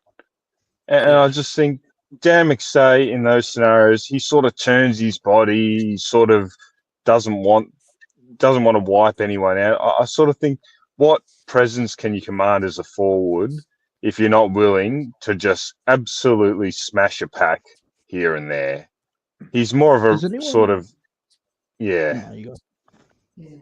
Does anyone remember the scene? It was mid game where fucking Dacos's legs got taken out, but they paid it as a high contact free to Melbourne when the bloke ran under his legs and dove under his legs.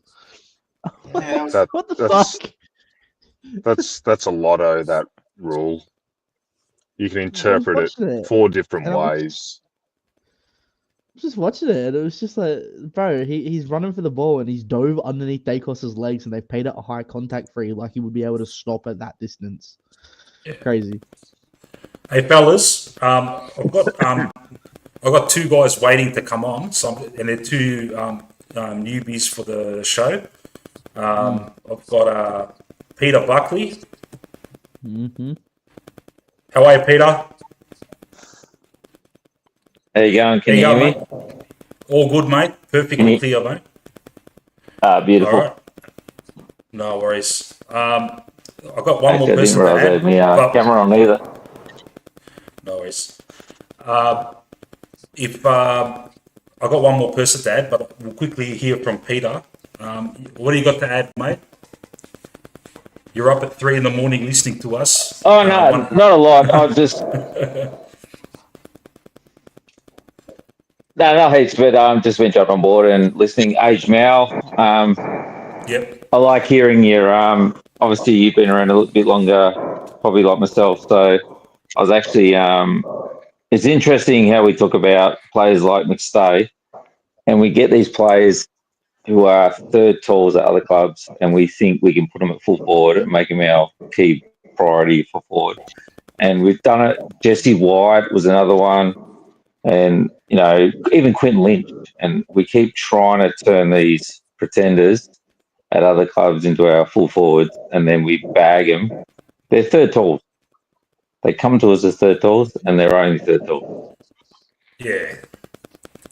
I agree. Yeah. Spot on. They're not. We all bag. We bag McStay's a third tall. That's all he was. He came to us as a third tall. and we stick him in the square, and now we all shit-can him because he can't take contested marks. He's never taken a contested mark in his life. Like, we got him as a third tall. Why don't we take him as a replacement for maybe Cox and go get ourselves a full forward? But McStay's not out. Sorry. Yeah. No worries. I agree, mate. He's been shocking, mate, and like, we got him he's on a big contract, I think, and we need a better output. Like, as the bloke Mohammed said before, mate, like, he had a great fucking 2023, and we might be able to give him some slack because he came back from that fucking knee injury that he had. But still, mate, you know, you're a professional footballer. You're a big bloke, mate. Impose yourself, mate. You know, as Manny says, mate, jump up for the ball and put your fucking knee in some cunt's back, mate, you know? Yeah. I understand. I agree. Yeah, go. But he's not a full forward. He's not an answer at full forward. Yeah. Neither is Checkers, but Checkers did his job amazing in 2023. I know, I agree, but he stepped up. But we recruit these guys third talls, and they're not full forwards. Yeah. Yeah. All right, guys, I'm going to get Patrick in. He said in the chat he wants to say something about the Dacos leg pull. All right, put him on now. Patrick Kings. What the fuck's that shit, man? It's some fucking troll, man. Yeah. All right, shit happens, huh? That's the first This is one. where. Was that Jeffrey Epstein? Was that Jeffrey Epstein? Surely not, right? I think it was. I think it fucking was. That's what you're going to deal with sometimes, mate. I'm learning fast with this caper, mate. Fuck, what do people think of doing at fucking 3 a.m, man? Fuck. What did he achieve right there? Really? You know, it just made us laugh, man. Fucking hell. Thanks, Patrick. No, enjoy your night, man. I thought it was Jeffrey Epstein for a second. I was like, what the fuck? It was in fact not Jeffrey Epstein. I went back and had a look. That's the thing with new people. You don't know what to expect, mate. You know, but look, I haven't had that before, but in the chat, man, fuck, it gets nasty, mate. Especially at this time of night sometimes, man. Fuck me dead, man. Can't say I've had that before. Thanks for the entertainment, Patrick. Say hello to your mate Tony Swivel bitch. How good was Roan Steele tonight though? I know, huh? Yeah. Handy type. I think. Very I clean. think we might have found one there. Yeah, he uses the ball so well, you know. Pretty sure he actually went at 100% efficiency. Yeah. I'll fact check that though. Yeah. Good on him, mate. He's going to play finals now. You know, I can't see him getting dropped. I can't see him getting dropped for the next game unless Fly wants to fucking move the magnets. Yeah, I see him above Allen at this point. Yeah, I mean, Parker that's a probably good point. comes in for Howe.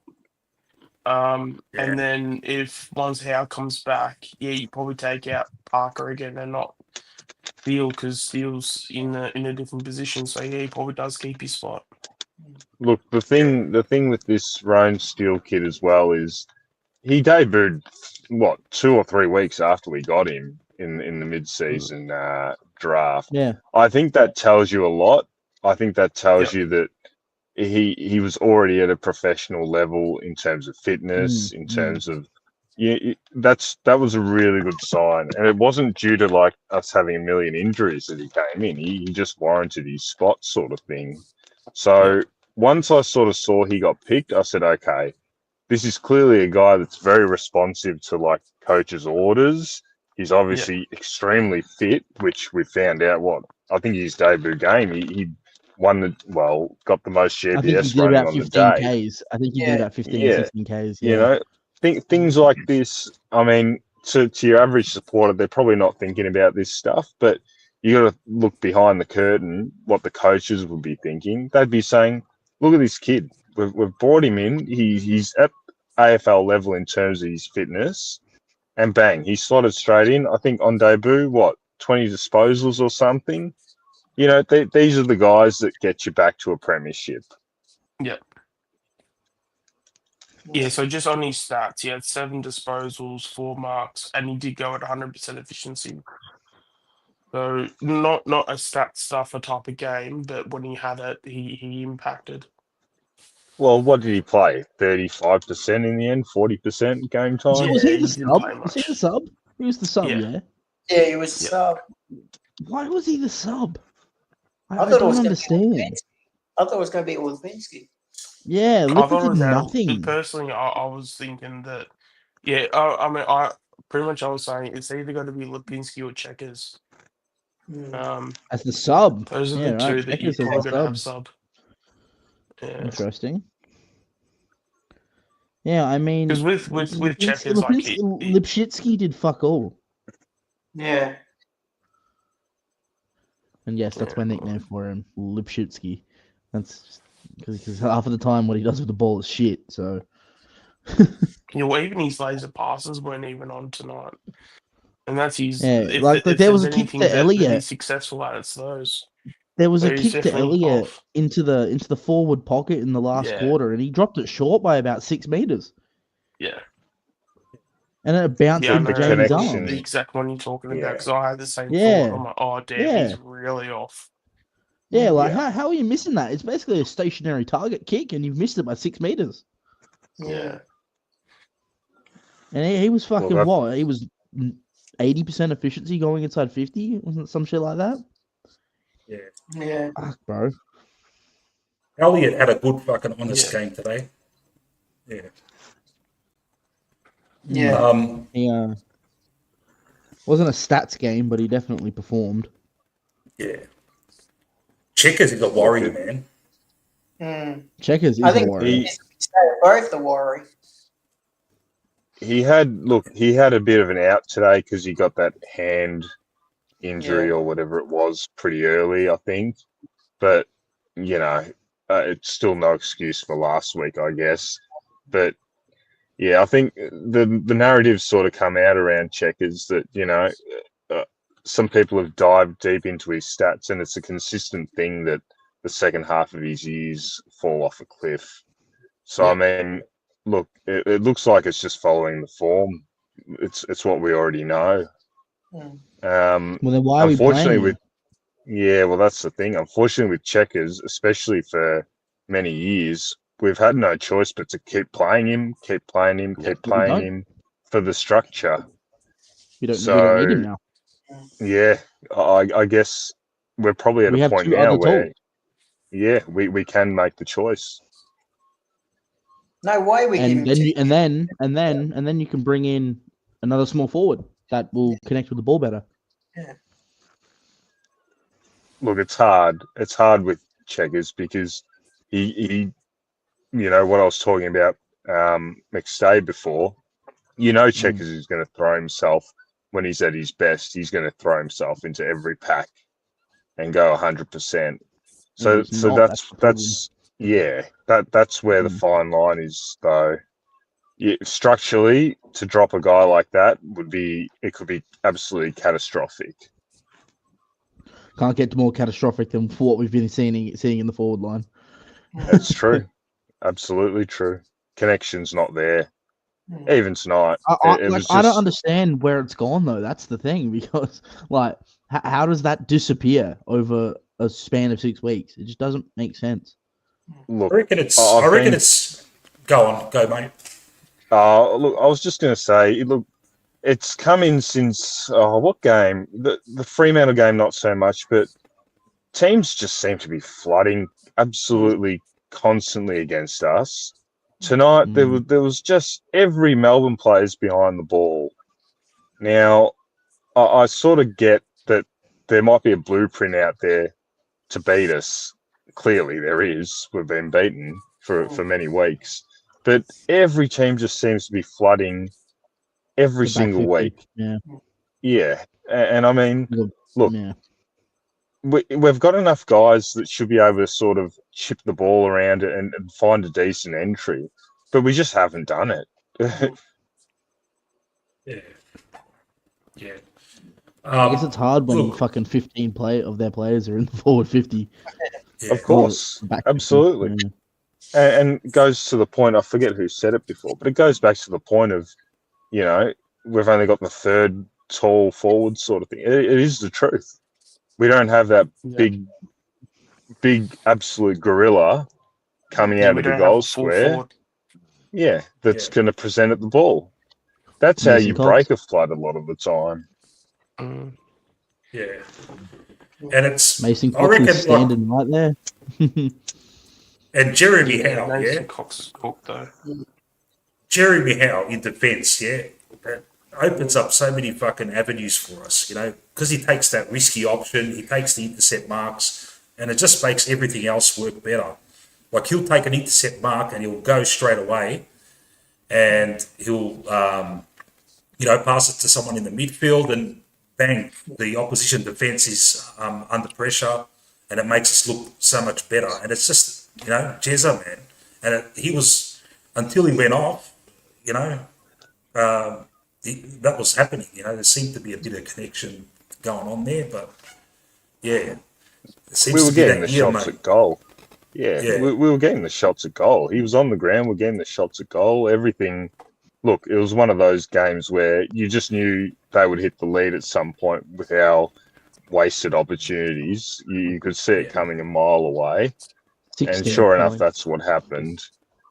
I just feel like it would be a complete different conversation if we got out to a 5 or 6 goal lead, and then they're really up against it at that point. But yeah, the Jeremy Howe injury probably happened at the worst time when we had butchered all those opportunities, and then the game completely turned. Yeah. Did any of you think we would come back when we kicked that many points? Nah. I wasn't fearing the worst, to be honest. I have a method to the madness. All I could think about was just how cooked we were. I saw 16 points, and I'll be honest, I just went, nah, this team's cooked. Unlucky, we're not winning finals at all. Look, I had a feeling. I thought, you know what? If we're, when we got to 15 or 16 points down or whatever, I said, at this point, it doesn't matter if we lose by 5, 6, 7 goals or any, you know what I mean? So I sort of thought, I said, look, they're just going to start absolutely throwing everything at it. They're just going to go complete and utter chaos. And look, it worked. It worked in the end. But obviously, you get to that 15 point. How many times are you going to win a game? I know we've done it in the past.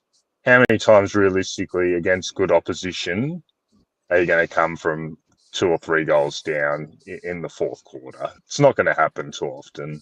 Well, apparently we do, because we don't like to try for 3 of the quarters. Yeah. We went through another long period with no fucking goals. That gives me the shits. We go through these long periods where we, I saw a stat about that. Yeah, I saw a stat about that a couple of weeks ago. We're the worst there's been for 20 years or something like that in terms of duration. Long. I think Carlton had the previous record when they were bottom of the ladder. Wow. The Gold Coast game, it just absolute long stretches, quarters of not scoring. It's insane from where we came from. Yeah. Not only that, I found out today that the two most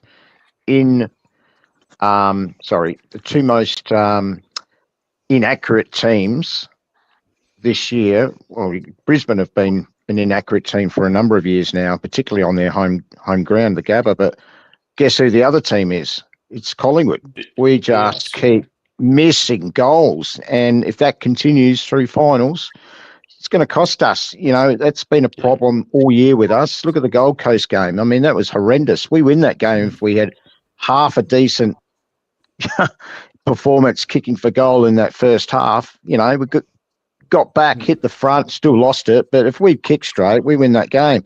Look at the Freo game. Stuffed it up there too. It's You know, crazy. last week, the same thing, you know, 2 or 3 bad misses in a row, you know, and then it becomes contagious. You know, Brisbane do it, and they've been doing it longer than us, but, you know, there's a horrendous problem with our kicking for goal, and a lot of them are just like sitters. But we don't help ourselves at all when we play wide. Play wide and play to the pockets, and then, you know, we expect goals to go through. You know, I don't care what anyone says. If you hit the post, you hit the post, mate. You've got the gap between them, and you've got to score those. But, you know, we've got 2 games to try and correct that up in finals, because if we, you know, for heaven's sakes, we don't want another close final where we lose a final. Whether that be first final or second final, or even lose both finals by less than a kick. And we look at our score, and our score is 11-16, and like 6 or 7 of them are like gettable goals. Yeah. Can't be doing that. Even the 2 goals 7 tonight in the first quarter, like that's so easily could have been 7 goals too. Like some of the easy chances that we just screwed, but it was. Yeah, just not good. Look, if you have the odd week where the goal kicking's an issue, you live with that. It's just been a consistent thing all year. Even when we're winning, it's been a consistent thing. We can't absolutely bury teams in any games, really, other than a few. You know, the Port game, the Brisbane game, a few games where we just buried teams. Carlton, couple months back. Really, other than that, we've let teams have been in the game for most of the game against us, even when we're winning, because we just don't put them away. Yeah, and it's been happening for ages. Even in the fucking grand final, we should have fucking buried Brisbane. How many shots did we fucking miss? We kick less goals and won the granny. Yeah. And that's why the granny, for me, at times, it's a hard watch. You know, your team wins a granny. Sometimes you want to chuck it on and watch it. But we miss so many fucking shots. It's like, fucking hell, mate. Yeah. Ooh, that was close. I will say this, and I'll add on the fact that if I hear one more time that, you know, we're the kings of the close finish again, I might actually physically spew, because I'm so sick and tired of hearing that tonight.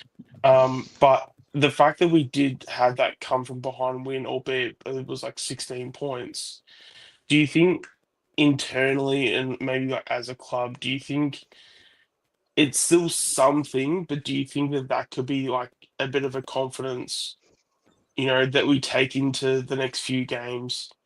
It's very small, it's very minor, but do you think that could potentially have an impact and encourage, you know, not like more come from behind wins, but like at least, you know, if we are in that position again, we're more confident to see at those moments and be more confident because we've gone through this, if that makes any sense.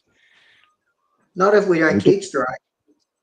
Not if we don't bury teams. If we don't bury teams, we just we can expect close games. So we're just not going to bury teams. So we just have to try and hope they have a good 10 or 15 minutes where they kick 4 or 5 goals in a row, maybe get a 2 or 3 goal lead and hold on.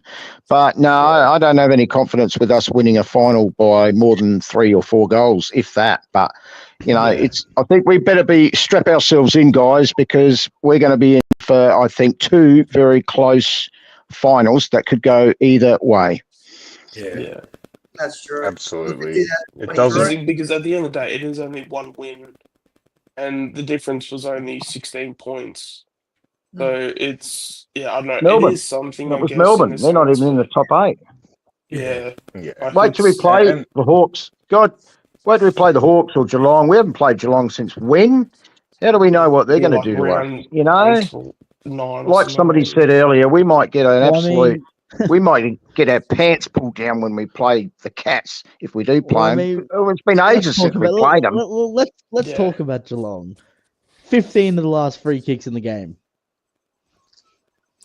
Yeah. When was that? Oh, in that game. It was only decided. It was only decided by one kick. Yeah. I don't know. Or was that last one? But Was it that last seems. time we played them? It seems like that was that game. Yeah, it seems like every time we play Geelong, Not the we get next killed game. by the umps. Look, that Geelong game. What I remember of that Geelong game, it was a sort of goal for goal. They hung around. Then they got that burst at the start of the fourth quarter or whenever it was, and we didn't touch the footy for 10 minutes, and you know, at the end of the day. He was unbelievable that night. But again, it just comes back to the same thing. You leave the door open for long enough, doesn't matter the opposition, they're going to have a run on at some point, and that's just what's going to happen. And look what happened in 2023. We're lucky to win. Look at every final. Was it all close? Absolutely. And we did have the luxury of being really clutch in tight games that year. That's gone. It's absolutely gone right now. Teams are getting in front and holding on. Tonight was the exception, not the rule. Melbourne they still had time, didn't they, Melbourne? Sorry, mate. Say that again, mate. I said Melbourne still had time if they were good enough. They were still we held on for 90 seconds or so. They still had time to get that last goal. Yeah. They had the last 5 or 6 inside 50s. Yeah. And they had one-on-ones, so they had their opportunities. Yeah, but switch that around. If that's Geelong or another team in a couple of weeks' time, would it happen? I think the better teams get us. They get us because they've got a better forward line set up. But that was Melbourne tonight. Let's face it. They're out of the A. Hey, I wouldn't like to be trying that stunt in 2 weeks' time if we come up against Adelaide, because that crowd, they will want to win, and we just got to clean up. We've got to really clean things up everywhere. Yeah. Well, I wouldn't discredit Melbourne. They played their grand final. Yeah, and they've had some good results. Voidoid said it in the chat.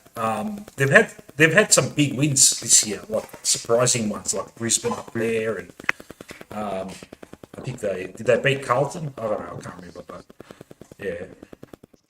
And yeah, it was their grand final today. And if they would have played anyone but us, they probably would have been thinking of skiing and fucking the preseason, mate. The off season. But they come up against us with the new coach. He wants to press. He's probably G'd them up, and they put out their best. You think Stephen May didn't say to the boys before game, "Let's go ruin Collingwood's season"? Yeah. Yeah, because they showed it on Fox Footy. But last time we fucked them up when they were trying to make the finals. Yeah. Maybe they wanted revenge because of that. Yeah. But they must hate us, mate. Fuck, we always fucking beat them up in close ones too. Yeah. I was getting annoyed. I don't know if you saw on KO, they were showing the ladder predictor. We went to 6th. Yeah, at one stage. Yeah. Everything aligned for us. Everything aligned for us last night. Yeah. Fucking Port winning, us. After that win, I sort of had I saw the players celebrating, but I still had like a hollow feeling. Like, fuck, it's not enough. We should have won by fucking 60. What's this bullshit? And it just worked out for us. Want to know the worst part? We dominated every stat again. We always do now, don't we? We always dominate the fucking stats. We won. I'm pretty sure we won clearances. Hold on, I'll look it up for you. Let's have a look. Let's have a look here. All right. When in 23, we got destroyed in turnovers, clearances, goals. All right, let's have a look here. Hit outs, we won. Clearances, we got fucking destroyed in. No, actually, no. We got fucked in terms of statistics today. Did we? Yeah. It seems like they had more inside 50s. They did not. No. Okay. All right. Nah. Actually, hold on. I might have. They would have had more clearances. I was looking at marks inside 50s. That's different. Doesn't say. Oh, here we are. Yeah, they had more inside 50s by 3. Yeah, So not a lot. Yeah, that's not that much. It did feel like they Yeah, they got 12 forward- more centre clearances. Yeah, I was about to say forward of the clearances. I felt like they entered every time they Yeah. won a clearance. 17 sort of- to 24 stoppages clearances. Yeah. Yeah. Okay. Yeah. I don't know. Just feels They had like about holes they had about everywhere. 10 more turnovers, but Yeah. we Do you had think we had 10 more marks inside 50 though. Do you think that we can, as a playing group, Fly can get him to fucking forget about the last few weeks where we've been fucking shocking and, just playing one quarter of footy and that's all? Do you reckon he can get the boys up to fucking play a 4-quarter performance in the next final, no matter who we play? Like, I can't see it. And, like, I want to fucking lift and get G'd up, but it's fucking hard, man. I got a question. Yeah. How many tackles do you think we had today? Not many. Oh, yeah. Give a guess, and I'll tell you the number. 52. Not as many as last week, I bet. Yeah. Is that what was it? 52? No, Sub less 50. than that. Sub 50. Fuck. Yeah. There wasn't many around the ground. We had 49 Yeah. for the whole, and they had 40. Like, Yeah. That's shit. All I can say is maybe last week fucking made us a bit flat because it was such a fucking hard game. We see, What's happened to we start. attacking pressure? What's happened to attacking pressure? Yeah. surprisingly, we won the hitouts. Really? Don't know how the fuck we did that, but we did. I think Look, I must actually say, even though we've sort of gone on about Dan McStay, I thought he actually performed well in the ruck tonight. A few times he just played Max Gawn pretty good in the centre clearance sort of ruck. Obviously, Gawn still monstered him, but it was a pretty decent effort. So I'm not surprised that Gawn didn't dominate the hitouts. Dan Houston got a clearance. he was all right. That's funny. He was all right. He was good. 22, a goal. Yeah. Oh, behind, sorry, not a goal. He had 17 kicks of his 22 possessions. Yeah. I had the stats up before. Let me see if I can get it up again. Lipinski had 15. Here we go. Fucking Geordie, 26 disposals, huh? Yeah, he looks like That's he's pretty, back. that's He pretty was good for great Geordie. tonight. It's pretty good for Geordie. McRae, 18. That's a lot of posies for him. He was fucking everywhere, mate. Yeah, and that's with what, basically a quarter off as well, because he's trying to look after his foot. That's basically 18 disposals off 3 quarters. Quaynor had a bit of a shit night, low key. Quaynor was playing on Pickett. He quietened Pickett down because I was worried about Pickett. Yeah. I was worried about him. Yeah. If Pickett got off the leash, we lose that game. Yeah. He was reasonably quiet, thank goodness. Jack Viney didn't kick a goal. Fucking Or Petrarca didn't kick goal, never did over. Bailey Fritsch kicked 3. That's pathetic. Yeah, I agree. Yeah. How the fuck are we letting Butthead? Yeah, from he Beavis did and some Butthead fucking kick 3 shifty goals? pushing. Yeah. And he did some fucking shifty pushes in the back, which the commentators weren't even fucking acknowledging. Yeah. Yeah, no, He's a they were smart. Don't he's you hate actually, Yeah, Go they're on. pushing the back in the second quarter. That was fucked. Yeah. Yeah, the I thing. saw The that, thing. and I said it out loud at work. I was like, "That's a push in the back." Yeah. Fucking hard. Fuck, I was He's half a paying pretty- attention and I still noticed it.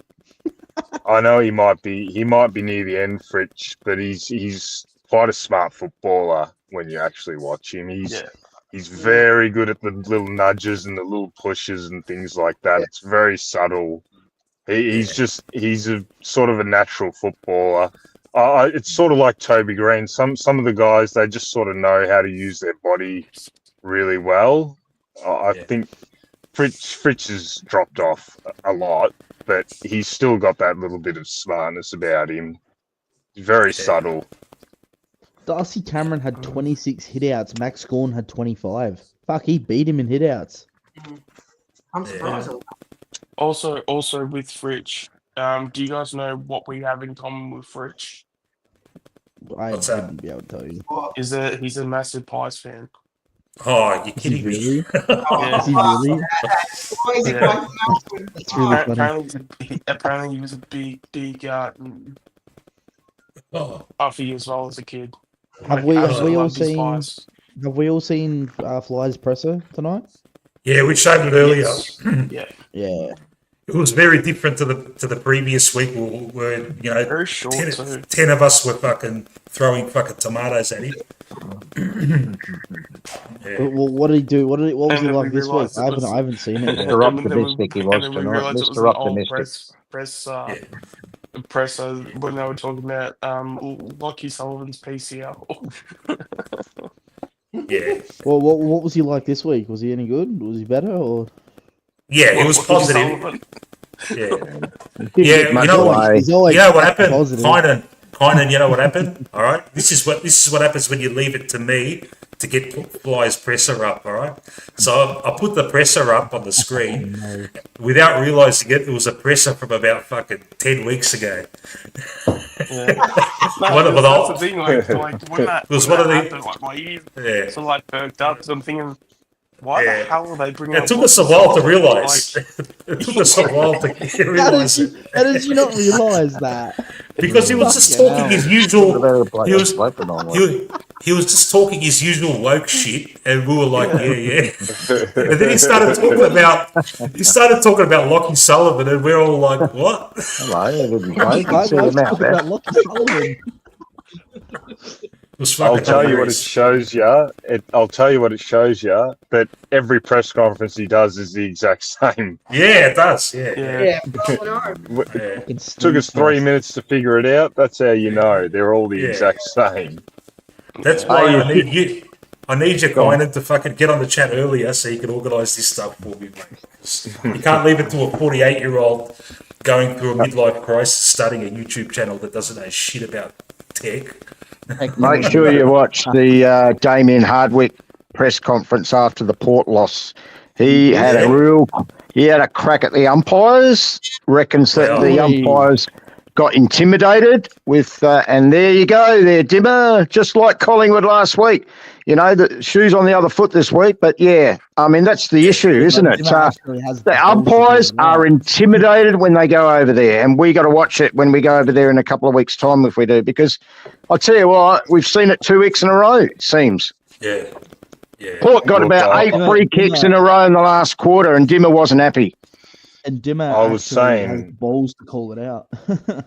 He was not happy. I was saying earlier in the chat, the difference if we do end up going back to Adelaide is we're going to have a lot more Collingwood fans there for that final.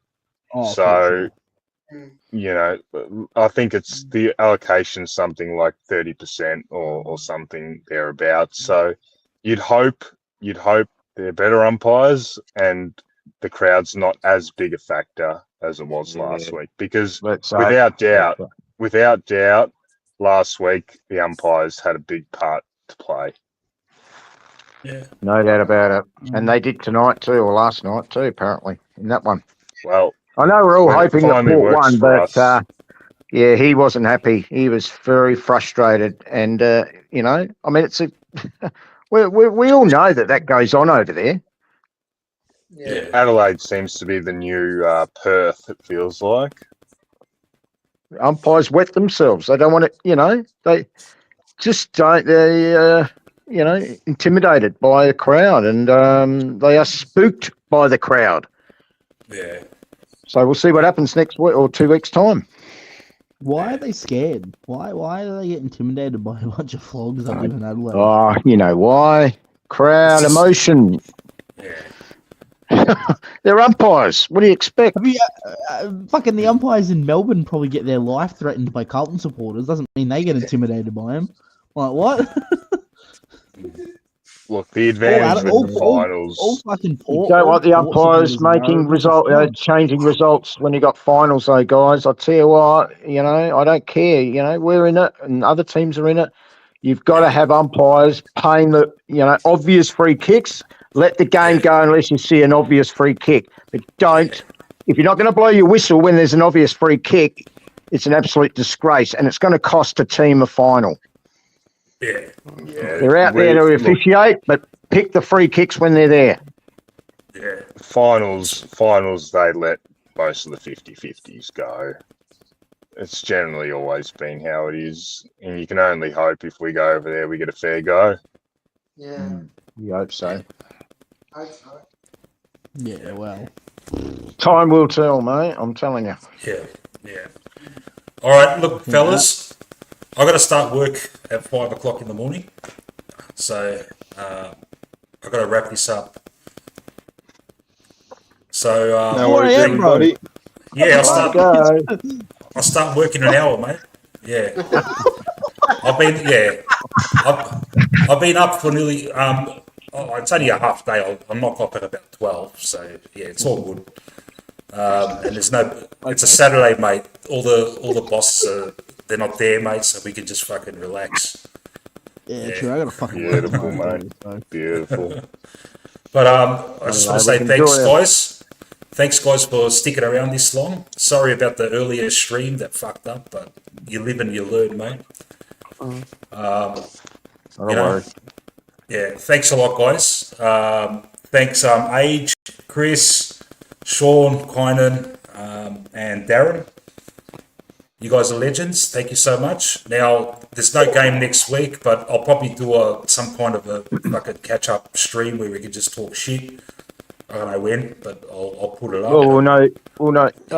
When are we going to do it? Before the Wednesday game, or do it after the Wednesday game? Then we'll know who's playing who. Yeah, that's a good idea, mate. Probably after. And the VFL. What the Friday night? Because if the VFL wins on tomorrow, we can have Senator and the VFL. Yeah, we'll do another one next Friday or whatever. Yeah, all right. That's a good time. Qualifying final the week after. That sounds good, Sean. Yeah, I'll. That's if we win tomorrow. Or technically today.